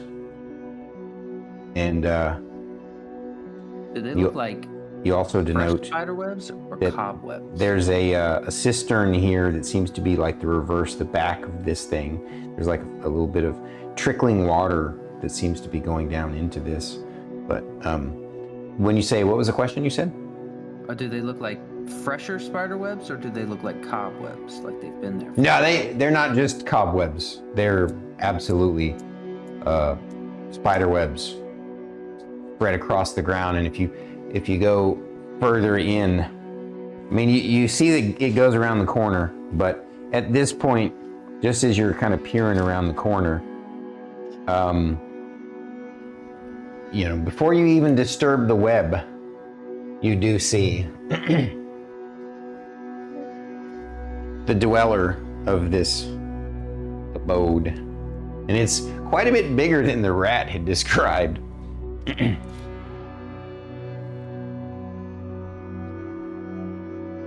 And it seems rather hungry, as it has also noticed you, which means we're going to do that thing that's at the top of the screen right there, which is roll for initiative. Roll for initiative. I have a +10 to initiative. Good God. Get in there. I got a 15. Hang on, I'll call for him in just a second. Okay. Just remember Sorry. him. And... No, you're good.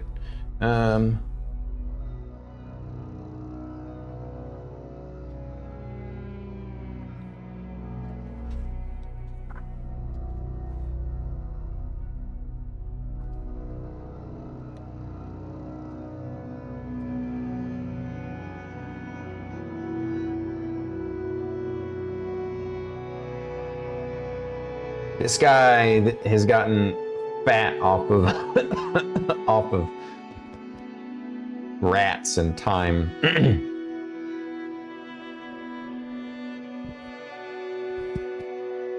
Rats poo. And all right, he has decent initiative. Not if he rolls that shitty.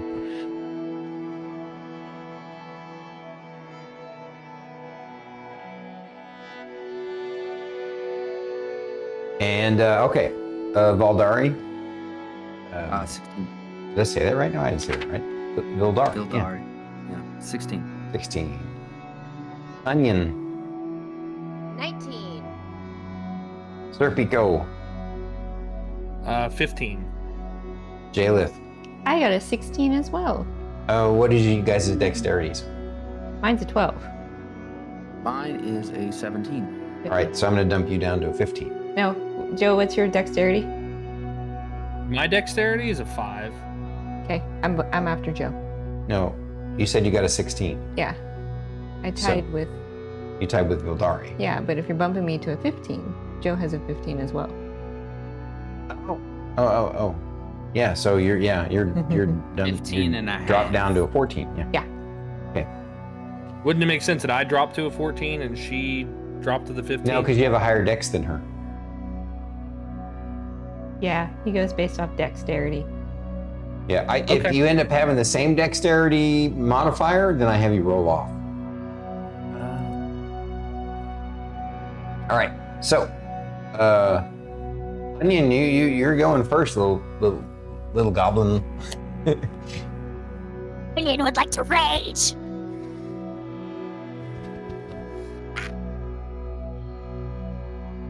I'm gonna use all of my movement.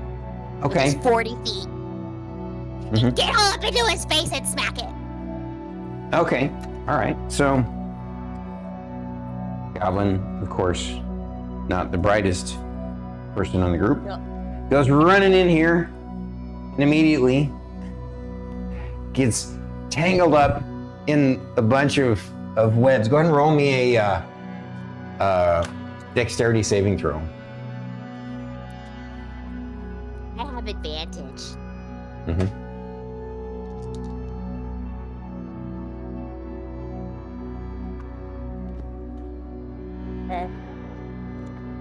17. All right. You succeed on your dexterity saving throw to avoid getting completely restrained by the web, but you basically stop short of being able to even get to the spider. Kind of up on the wall. I mean, you could continue trying to move through the webbing, but you're going to be moving at half speed. You moved, let's see, you're there. So that'd be 5, 10, 15, 20. You have another 20 feet of movement. At half speed, that'd be 10 feet of movement. You can't even quite get to... Can I get to a leg? It looks like it, but not really. Like it's not quite. Like you can't quite get into what would be effectively melee range. But you would basically be putting yourself in the webbing and have to make rolls at every turn. It's okay if that's what your character would do. Yeah. All right. She's trying to, you see her just trying to force her way into the webbing. She's like standing in the middle of it, just like covered, ready to go.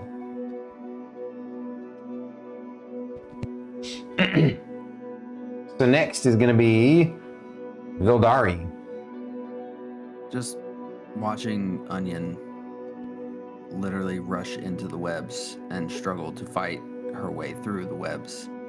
I'm just going to pinch the bridge of my nose. Every time. Free time. And I am going to cast Firebolt on the webs on the floor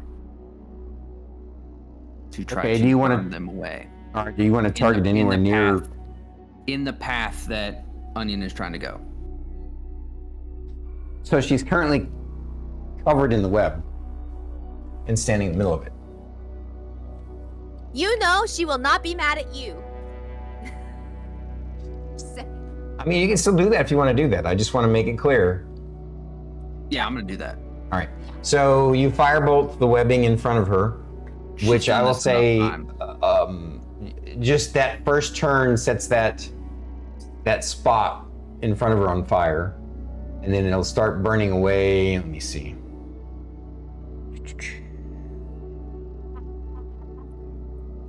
It's vulnerable to fire. I would say it's gonna spread out in a 10-foot radius or 5-foot radius every turn. So from that 5-foot spot, all the squares around that the next turn, and then all the squares around that the next turn, if that makes sense. So right now, just that first spot where you burned it is on fire. Sounds good to me. And then I am just going to I'm going to duck back behind Serpico and Jeylith, because I'm not a frontline fighter. So like that? Yep. Okay. I still want to be able to try to keep my eyes on the spider, but just I don't want to be like the next target. You know what I mean? Gotcha. So more like there then. Yeah. Okay. You can barely see around the corner. All right. And that will be my turn. Serpico. Okay. How close can I move without getting caught up in the webs? If you avoid this spot right here where I drew them, you can go 5, 10, 15, and that's about the edge of the webbing. Okay. And where would be about 15 feet from in front of me? Sure. Okay. So the space to her left, would that be close to hit a spider? It won't hit the spider, but it's like what do you want to do? So I'm going to manifest my echo because I can do it within 15 feet of me. Okay. And so if my echo goes there, is it able to hit the spider from where it's at? So again, the legs are kind of, they're deceptive. It's more like this. Okay. So no, not quite. So I can, on my turn, I can command it to move up to 30 feet in any direction, no action required. So I would move it in as close as I can to the spider. All right. It technically only needs a 5-foot step to be able to get to where it could hit the spider. That's fine. That's perfect because now it's going to get. So when I take before it gets to move though, does the echo? It still has physical form. It is. Let's see. It is magical, translucent, gray image that lasts until it's destroyed. It has 1 hit point and immunity to all conditions. Immunity to all conditions. Yeah, because it has 1 hit point. Because what? Because it has 1 hit point. I just wonder if the webbing would be considered a condition. I don't think so. I'm kind of envisioning. If it has to make a saving throw, then I can have it make a saving throw if it needs to make one. Yeah, I mean, if it can make saving throws from things like webbing or mud or grease or something, then it needs to make a reflex saving throw. Otherwise, it'll be is it a reflex?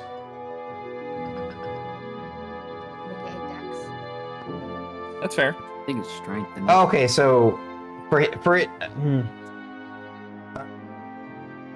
it's actually a strength check because you're putting it right in it, and then it needs to make a strength check to move one step. So okay, that's fine. I have a +5. Roll a 7 or better, and you're good. So 14 on the die for a total of 19. Gotcha. All right. You guys see, you guys have seen this before, but his little phantom image takes a step further into the web and is now able to engage the spider. And he, but it's also kind of covered in web and kind of stuck in place now. So when I take the attack action on my turn, any attack I make can originate from my space or the Echo's space. As an eighth level fighter, I get 2 attacks, and I can also use my ability to give it an extra attack. So that would be 3 attacks. Let me see. Yeah. So 3 attacks on the spider with the Echo. Okay. All right. So let's see. Plus 9 to hit. Yeah. Because of the way the webbing is kind of getting in your way, and the angle of the spider, and you're kind of getting just a nick of it, go ahead and roll me at disadvantage. Okay. Spider's a funneler. With disadvantage, that is a 15 for the first one. Just barely misses. Okay, second attack. That's a... Oh, well, they're all at disadvantage? Yeah. Okay. Now, once it moves closer or something, then it'll be different, but... That is a total of 21. That's for definitely a the hit. second one. And then the third attack... that is a 19. Yeah. Okay, so 2 hits. Yes, sir. D6 and 6, so that's 10 and 10. So 20 points of damage between 2 attacks. Nice. Piercing damage if it matters. Right. You poke the spider twice, and bleeds black goo from its orifices, and in movies spiders make hissing sounds, but in real life they don't make sounds. There's no sound. Okay. Anything else, sir? Double checking here. I don't think. Nope, that's it. Jeylith, you're next. Ooh, I'm next, huh? Okay. Yeah, spider rolled crappy initiative. All right, so I'm gonna move 5, 10. Can I see it? Oh, absolutely. Yeah. Sweet. All right. First things first. I'm gonna cast Guiding Bolt at it. First level. Okay.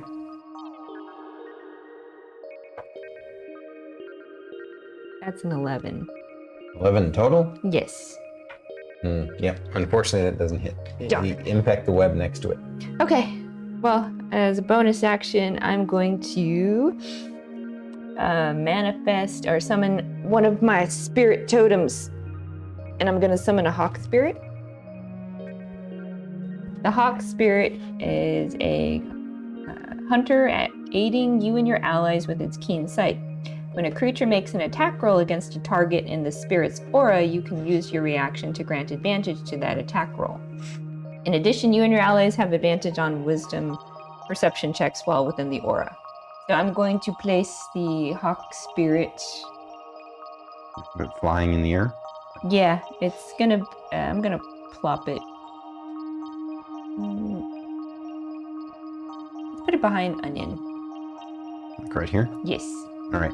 And its aura is 30 feet, so anybody within 30 feet of it, I I can use my reaction to grant you advantage. Gotcha. This cavern is only about 15 feet tall, so it's just kind of flying around up there. Yeah. Cool. It lasts for a minute.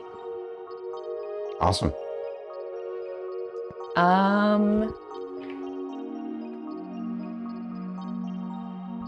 As a reaction, I go, spirit, go. And that's it for my turn. All right. Spider time. It's not a smart creature, so it sees a tasty morsel in front of it. It saw a tiny little tasty morsel running into its webbing, and it was happy about that. It wasn't happy to see this flame shoot up in its webbing. That kind of pisses it off. But then this guy came out of nowhere, and so it's bigger, must be tastier, and it's going to try and attack the image. Right? It stays? Yes. Yeah. Okay.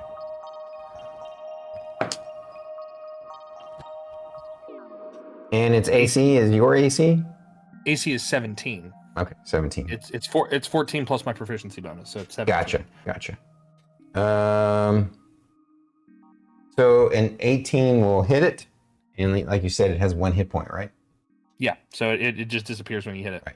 If you could see disappointment on a spider's face, you would see it's very disappointed right now because it did not taste anything from that. I could probably tell the spider's disappointed. That's true. You probably could. And now it's back to the top of the round, which is Onion's turn.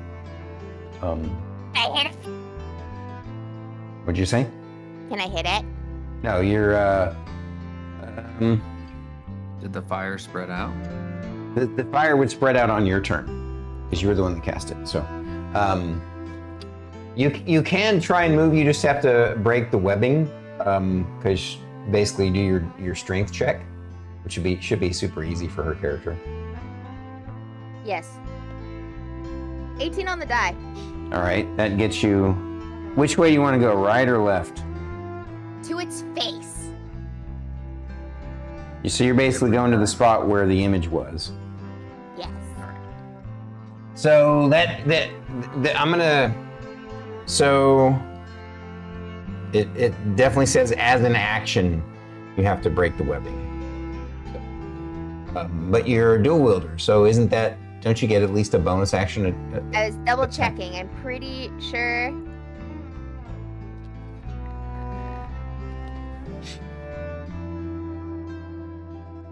If she's dual wielding, yes, her offhand is a bonus action. That's what I thought. Then yes. All right, so if you want to make a bonus action attack, you can. Bonus bonk. Okay, yeah. I'm just gonna bonus action whack it. Okay. Bonus bonk, is that what Cleta Bonus said? bonk. I gotta turn his volume up a bit. Sorry, I'm leaning back and I'm away from my mic. It's all right. I'm think making I also snide got you a little commentary, bit. so I'm not speaking at full volume. Only 14. As my reaction, I'm going to grant her advantage. Huh? How do you do that? From my Natural hawk 20. spirit. Oh, the hawk spirit, right? The right. hawk spirit. Natural 20. Natural 20. Oh, damn. Okay. Good You're thing you had welcome. advantage. You're wow. That's awesome. Yeah, because that's Are what we it doing? says. It makes an attack roll in this spirit's aura. I can use my reaction to grant advantage on that attack roll. And what's the range of the one? 30 feet. Wow. Like in a globe around it? That's pretty cool. Are we using you use the number of Yeah. the die? Yeah, and the then you new roll, the new thing where you max the damage and then you roll the damage. 16 16 total? total bludgeoning damage. Or that That includes your strength? and the +1 of your magical weapon? So you should be your strength is a 20, so you'd be adding in the weapon is magical +1, so you should be adding 6 to the main roll, and it's a So mace, D6. right? So it's a what It's is a- it? D6 or D8? It is a d6. All right, so that would be 12. And I rolled Now a 4. you rolled a 4 plus 6 is 10, so it'd be 22. What? So remember you critted, right? So the way we do the crit is you have the first part is max, which is 6 on my die. Oh wait, I'm adding in Yeah. the strength twice. Yeah, Yeah. it sounds like You're you're adding the adding- modifier again. Yeah, you're adding right. the modifier twice, and it does. Yeah, so Yeah, you're- it's literally it's 6 on the die, so it's Yeah. a d6. So 6 plus 6 is 12. Then I rolled a 4, so that's Yep. No, you're right. 16. okay. And +2 for your rage as well. Yeah. Oh, I get +2 for raging. Mhm. Were you raging? Yeah, she's raging. Yeah, Yeah, she raged before she ran in there. Yep. Yeah. All right. +2. So All right. whatever that total is. 18. 18. She 16. finishes off the giant spider by smashing its skull in. And the flames spread out and do a point of fire damage to her as they kind of singe her feet as the web kind of burns away. Smells awful.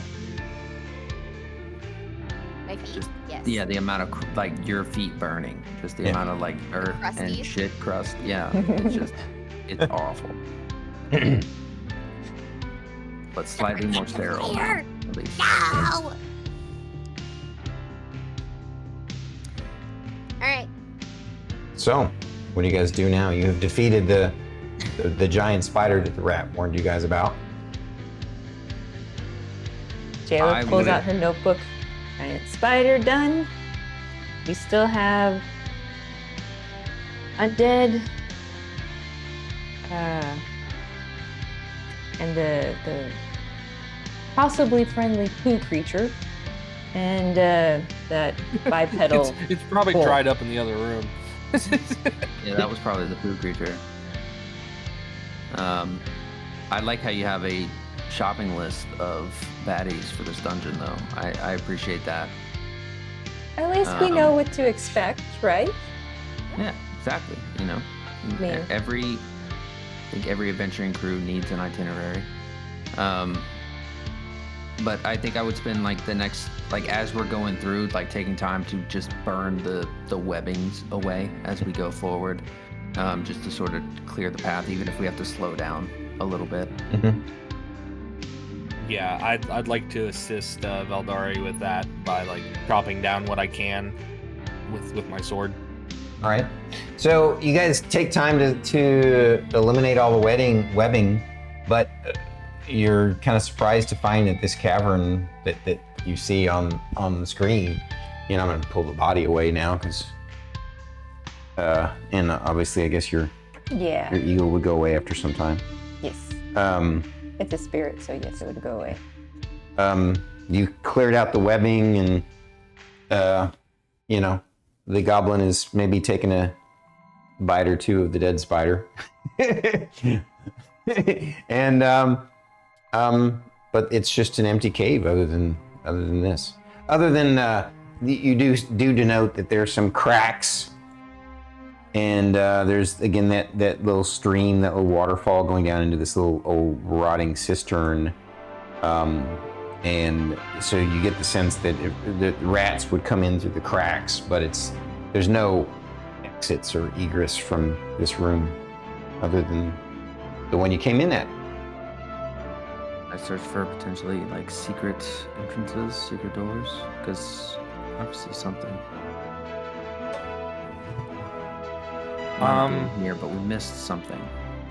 Vildari, that pit that you pointed out earlier, what if we trigger that? Maybe there's a way down.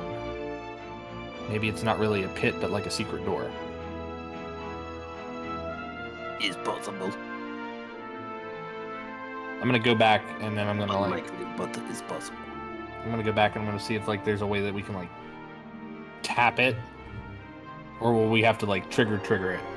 Well, like for now, he's got it jammed up pretty good with the spear. I must take it you guys are all gonna go back to this room. Yes. You, everybody. Well, from what I'm seeing, and correct me if I'm wrong. So the hallway that we went down, there was a false door with a spring-loaded trap of the spear. Yeah. Then we see the fountain with the murky, gross water, and then there's the pile of poo, and then there's the the door that we just came through from the spider cave. So the only other thing to interact with, the only thing that hasn't been highlighted when we click on it is the little square there. So I'm assuming maybe we tap on that and maybe it's a, maybe it's not a pit. So also could be a pit. To be clear, I know that. So because you guys are new to my DM style, one of the things that I do as a DM, searching for traps is a different kind of search than searching for secret doors. Unless, of course, you have an elf with you, but that's different. Yeah, and this was a trap search. Right. So far, you have only searched for traps in any of these rooms, or hallways. So I would probably change my search to being for secret doors since we've missed something, obviously, coming to a dead end. Jaylith's going to take her spear and push around the dried poo and see if there's anything in there. Maybe. Her spear or the spear that's jammed in the trap? Oh, I don't know. Can you pull the spear that's in the trap and will it set it off if I want to? You shouldn't. You could, like, anybody with a strength above a 10 could easily pull the spear out. But is it going to set off the trap? That's what I'm wondering. It shouldn't? It shouldn't. Okay, then I'm going to yank that spear out and use it. Right. The only way you'll really set it off is if you push on it's a pressure sensitive plate that opens up. Gotcha. Use it to dig around the hoop. Okay. Onion also wants to look at those shinies in the bowl. We never looked.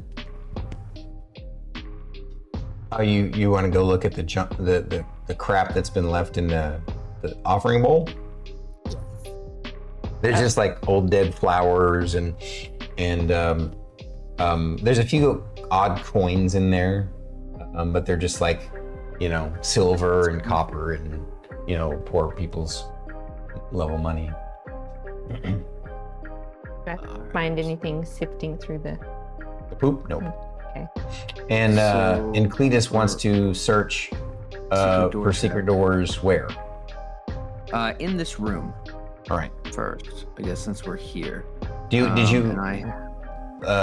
want to include Jotun's idea of kind of triggering the pit trap and looking down into it? I mean, we could certainly try. While they're doing that, Jeylith actually wants to walk back and take a look at it. All right. So, Goblin is over here. That way I can keep an eye on the goblin too. Mm-hmm. You're looking at this. I'm kind of standing. These two are messing with the pit. I'll trigger the trap to open it up and see how far down it is. All right. It opens up and there is a 10-foot deep pit, and you're kind of studying it and watching it and trying to see down into it to see if there's any maybe tunnels leading off of it or anything. And faster than you expect, the pit closes back up. So you get the sense that it's designed to trap people inside of it. Okay. And while you're doing that, and he's searching this room for secret doors, go ahead and roll me your investigation. You roll me your investigation. Advantage. And I'm gonna have the goblin roll an investigation. That would be an adopted 20. Okay. Redheaded step 20. Gotcha. 18. 18. 13 on the die for a 12. 13 on a die for a 12. Yeah, you don't find anything of value except some rotting old flowers and a couple of coppers and a silver coin. That's it. I bring the nicest looking rotting flower. Okay. To Jeylith. So to Vildari, you don't find any secret doors in this room, but you do find a mechanism in the fountain that allows you to basically sort of, it's like a lever in the back that can turn it back on. Something is basically tripped the lever behind the statue. And so over time, because it was tripped, that water that trickles behind it should be able to flow into in the statue and pour out and make it less brackish. And you flick it, and now the fountain is working again. A futurist plumber. Yeah. And you got an 18, you said? Mm-hmm. Yeah. You do find that there's something odd about the stone bull head effigy on the wall, and you think that it might open some sort of secret door, but you're not like, you feel like it's not your like super expertise, right? Mm-hmm. So you feel like you could use the help of the rest of your party. Hey, Vildara, this is very odd. Come look. I'll walk over there. And once she just kind of shows you what's going on, you get the sense that the way it's designed, you can grab the horns, stick your thumbs in the eye sockets, and pull and push at the same time. And it doesn't look like it's trapped. It's definitely a mechanism to open up the wall. All right, then I will do that then. Gotcha. You find another hallway. This one's a little rougher, but not like Not like natural raw stone cavern cavern, rough. yeah. Yep. And you see to your left. Sorry, you guys are kind of. I'm assuming that everybody would kind of at this point be all clustered up. You look to your left, it kind of winds around this way. You look to your right, it winds around that way, around the fake wall.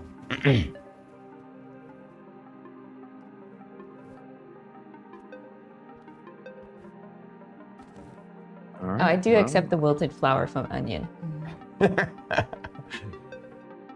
I say we head left.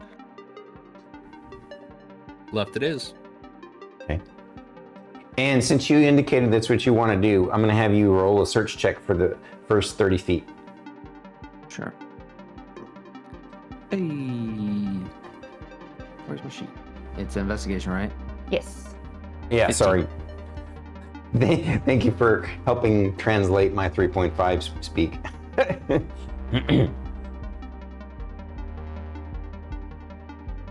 Actually, I'm going to say that you're able to search all the way to the end of the hall where you find another door. All right. Do we want to head back the other way and see if there's another like door? Yeah, I would rather check to make sure that we're closed in on both sides and nothing's gonna sneak up on us. I'm good with that.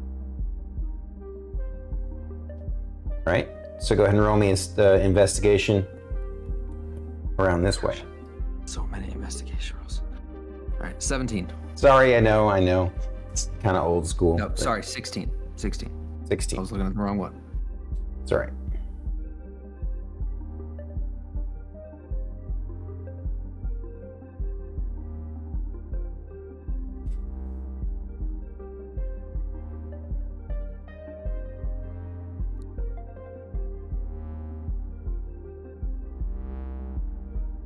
So this one leads around to a little chamber with a door and a rotting old chair sitting in it.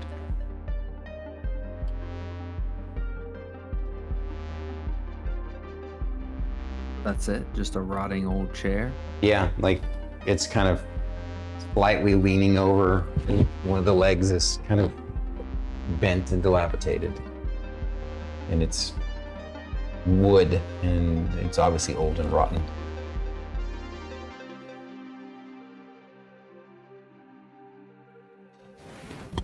There'd be a chair right there.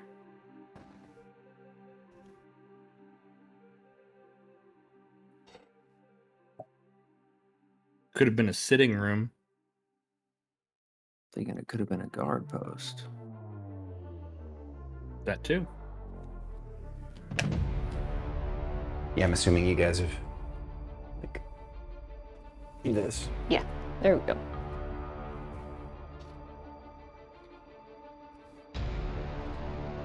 So which way? We're here. Check this door. Yeah, we came this way. We might as well check this door. Yeah. So logic is. I tell Onion to watch that chair. Don't touch it. Just watch it. All right. So he's gonna go check the door. So this time, when you're checking the door, you can check it for traps. When you're checking it for traps, you also are obviously checking to see if it's locked. So I just thought I'd let you know that. You don't have to roll separately for that. I'm not that OCD about it. Right. That is So a she's- 21. Yeah, she's like staring at the chair. I'm watching this way. All right. 21 on my investigation for trapdoors.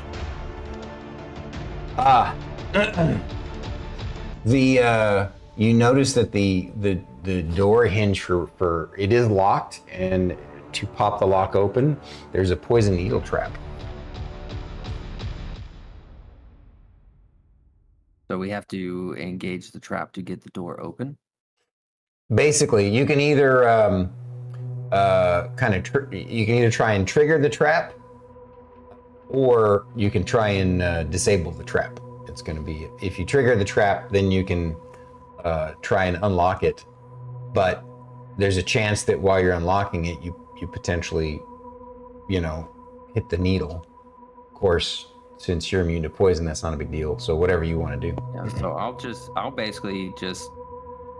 trigger the trap. All right. Are you going to try and do it manually with like a dagger, or with your mage hand, or go in there with a hand? Your actual physical hand? Yeah. Yes, you're immune to poison, but the poison, the needle would do 1 point of damage to you too. That's fine. Okay. I do more damage than that to myself during. Well, you still also have advantage on reflex saves to not hit the needle. So go ahead and roll me your reflex save at advantage. Okay, so 16. All right. So you avoid the needle, and now roll me your. Whoever's going to try and pick the lock. You usually have her do that. That would be Onion. Oh no, you don't have to pick the. Yeah, no. Okay, I'm sorry. You triggered the trap, so now you don't have to worry about the trap, and You can just open the door, just unlock it. yeah. Is it unlocked now that we've triggered the trap, or is it like still locked? Basically, you guys can open it. Okay. I'm gonna simplify it. So we'll just open the door. Stormy, doors are a D&D party's worst enemy. That's why they always kick in the door. It's always kicking the door. They're just bad. Like, doors are tricky. Yeah. Trust me, I know. For sure. I like to make tricky doors. You can ask her. All right, you open up the door, Unhinged. and you find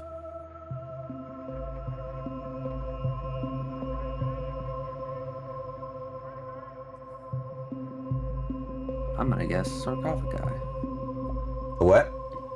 Sarcophagi. No, actually, they're like old rotten wooden beds. It's a barracks. Oh. So I was right. It was an old guard post. There's some armoires, and then there's some piles of corpses. Corpses in the beds. There's a big pile of corpses in the center, this part of the room.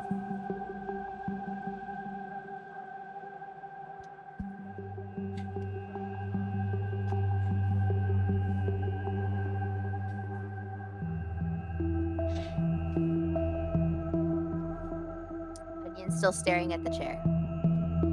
Oh, and a door at the end of the chamber. Another door! Welcome to the show, folks. So, Dungeons and doors. when you open the door, it felt extra cold and kind of stinky as you opened up the door. And what's all that like scribbled in the middle there? That's Body. the pile of corpses, of old rotten corpses. Well, mostly mummified remains now, and bones and skeletons and. I'm just Jaylith's gonna like, look at like Jeylith and just be like, what's in the room? Bodies. Jaylith pulls out her notebook. I wonder if this is the room with the dead bodies. Poke your head around and see. Yeah. Yeah, it's a barracks room with a big pile of bodies in the room. Although there are some bodies in the beds. Not all the beds.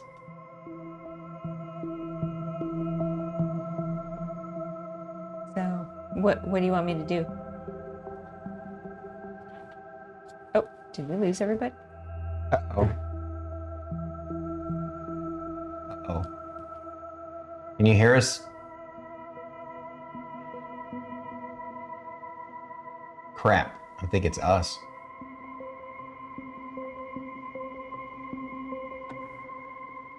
It's funny that Jotun's moving. Ah.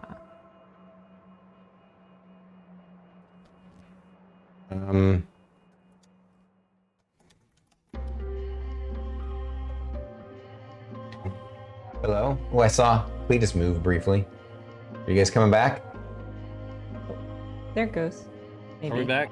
Yay, we're back. Hey, Hello? we're back. All right, that's "Oh, weird. I'll be back. Ah, There we go. I was about to say something in chat. I'll be back." That was strange. Did we lose? Yeah, Did the stream go down, Caffeinated Zombie? No, everybody just sounded like robots there for a second. Yeah. I didn't get to hear I thought it anything was StarKitty me. I said thought it about the was on my bodies end. and Yeah, same. I didn't say I anything unmuted about the the bodies. I just kind of looked at whoever called me over and it's like, what do you want me to do about this? Huh. So she's over here checking in here. Your grocery list. Oh yeah, I already marked that off the list. But if you want to investigate further, there's a door at the end of the room, but in between you is a big pile of corpses. I will step in the room. I'm like, wait, before you step in the room, do you want to use your mage hand and poke one of the bodies and see if it comes back? I could do that. I could just like throw an Eldritch Blast at it. That works too. So you're gonna throw an Eldritch Blast at just the At just pile one of the corpse corpses? bodies, yeah.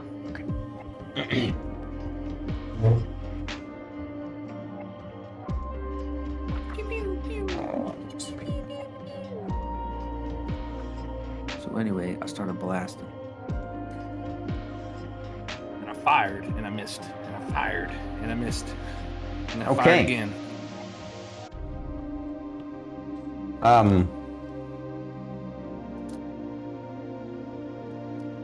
This reeking pile of bodies and bones,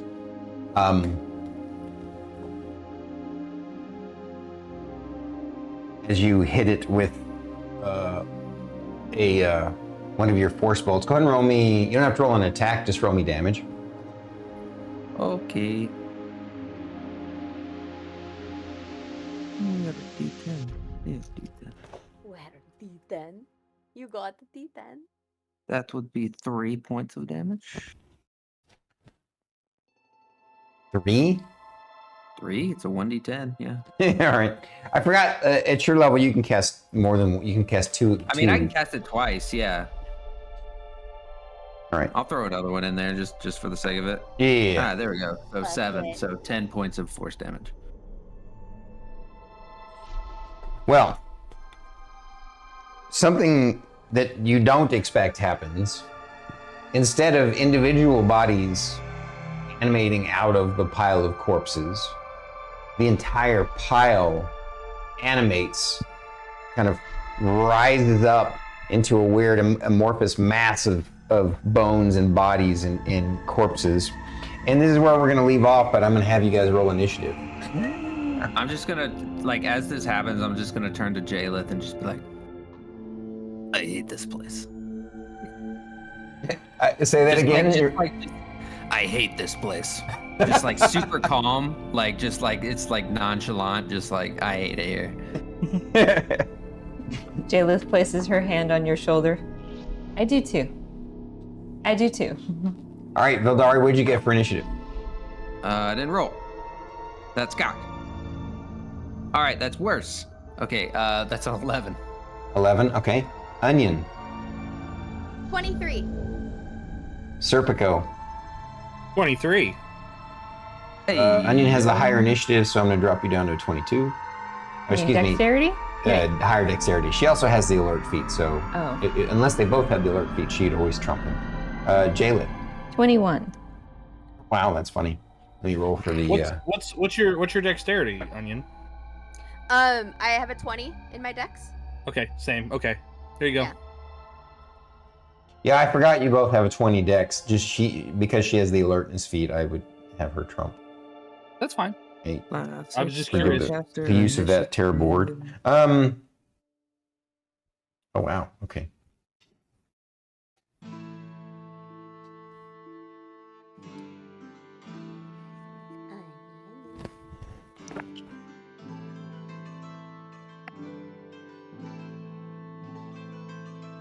Alrighty, yeah. So this strange corpse mound creature has animated and will be what you guys get to face off against next Wednesday. And you're off to a good start on the maze. Very good. All the doors. Yes. A lot of doors. That's what a D&D really labyrinth stands for you. It's not Dungeons and Dragons, it's Dungeons and Doors. Dungeons and Doors. No, it's Dorngens and Drag Doors. That's what we're playing. The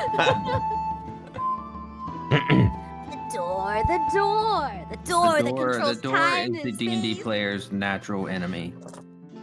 Like, you never know what's gonna be behind it, You never know if it's going to be a mimic. You don't know if it's gonna be a mimic. You don't know if it, just like I encountered, you don't know if it's push or pull, and so now you look like an idiot because you pulled on a push door. You know. One door to rule them all. One door to rule them all. Or more door. Hey guys. Charlie, Thank you so much for tonight. This was lots of fun. And Thank you. You betcha. So excited for next so week. guys, everyone, I just realized, no, I did put you the app for all of you guys. Links to all of these folks. Yeah. They're fellow streamers. Please go support them. That's what this is all about. Stormkeep is about supporting all of the streamers in the community so that we can help, entertain the folks who come in and spend their time with us.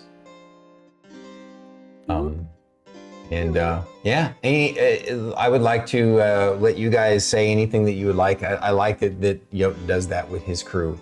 So Jotun, you first. Do you have anything you want to say about your any upcoming streams and stuff like that? Oh yeah, if you're cool with that, yeah, sure. Hello everyone. My name is JotunRedwulf. I'm a Viking VTuber. I play D&D. I run D&D. I do so professionally. And speaking of professionally, tomorrow at 9 p.m. Eastern Standard Time, we are starting session 1 of a new campaign for Beast of Bifrost and his crew. And it is a campaign called What Is to Become. So if you're interested in that 5th edition campaign, 9 p.m. Eastern Standard Time tomorrow. So tune in. Eastern Standard Time. I was just like, Beast. Like, if you really want to play it, just hit up Jotun. Like, unless you want to do like the Wednesday 3-shot, but if you want something more, just hit up Jotun. And Yeah, I'm happy to absolutely. Very cool. Can't wait. Roughly a little later than that, I'll be doing the travel stream, but you would not hurt my feelings if you're over there watching his D&D instead. But I have pictures and videos. You can multitask. Have a tab open here and a tab open there. Guys, if you're currently in this stream, you need to be watching Stormy. No. Stormy. You guys, Definitely. I would actually, if I'd known you were doing that, I would. Maybe I'll cancel stream. No, I already promised people could see pictures and video of Oregon and Washington. So, then next, going right over to the next is the little lady who loves Washington so much. Please tell us. I love it. It's my favorite. First of all, Stormy, I just need you to tell me that Washington is more beautiful than Oregon. That's all I need to hear first and foremost. Well, I will say this: like both places were incredibly beautiful. I can't say that one was more beautiful than the other, but I can say that I liked Vancouver more than any other places I had been. I liked it better than Portland. And I liked Long Beach, which was in Washington, slightly more than Astoria, even though Astoria was really freaking cool too.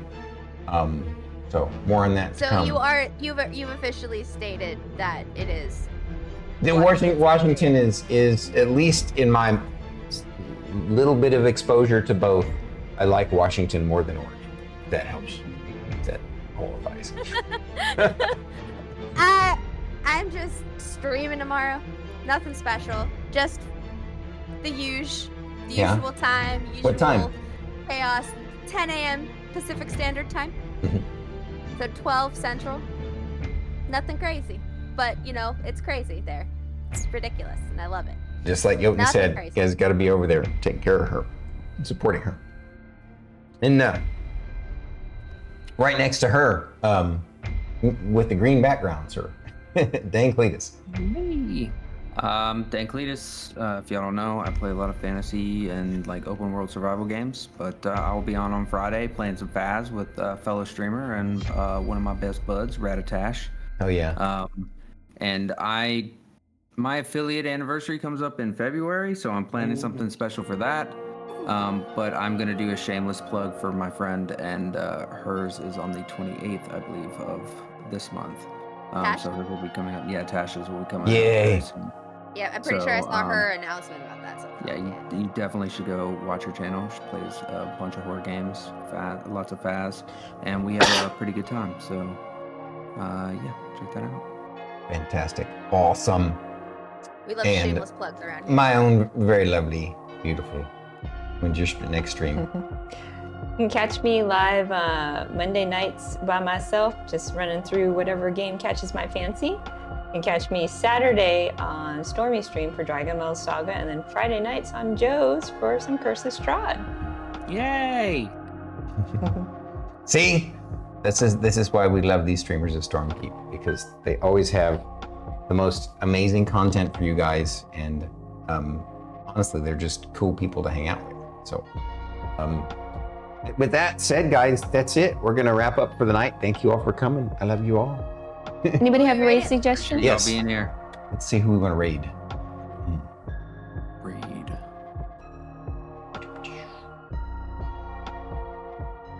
Also, Chad, if you're not following any of the streamers linked below, you're doing yourself a great disservice. You need to make sure that you are entertaining yourselves nightly, daily, every minute of every day. You can catch VODs and what have you. You will get your entertainment fix at Stormkeep. I'm just telling you. So What he said. these people. There's so many channels that you can't go wrong. I'm eyeing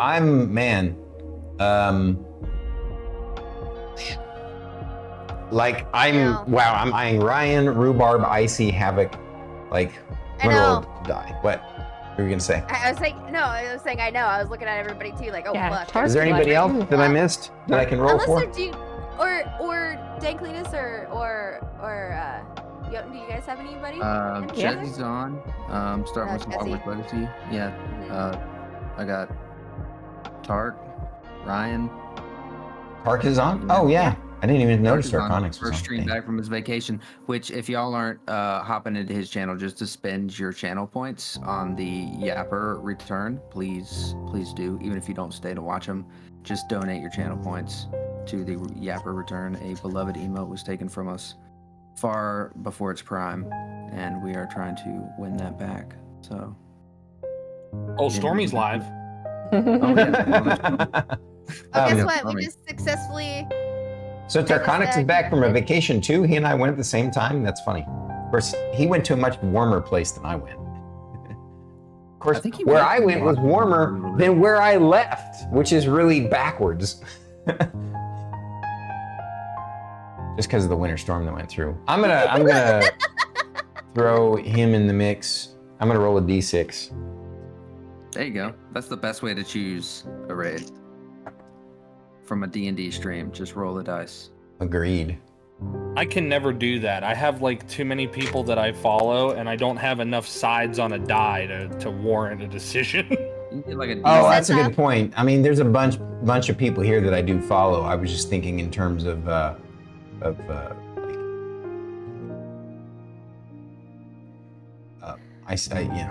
get you. You're right. Looks like my roll came up for Icy Scorpy. So there you go. Another great streamer. Yes. Yeah. And friend of Stormkeep.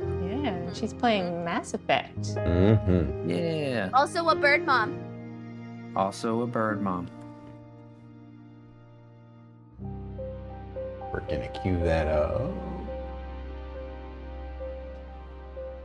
All right, everybody, put your Thanks hands on again, everybody. Keep your arms and legs inside the raid train. Except the no. goblin. She's so tiny that it doesn't matter. Oh, no, she's probably on top of the raid train. That's true. Yeah.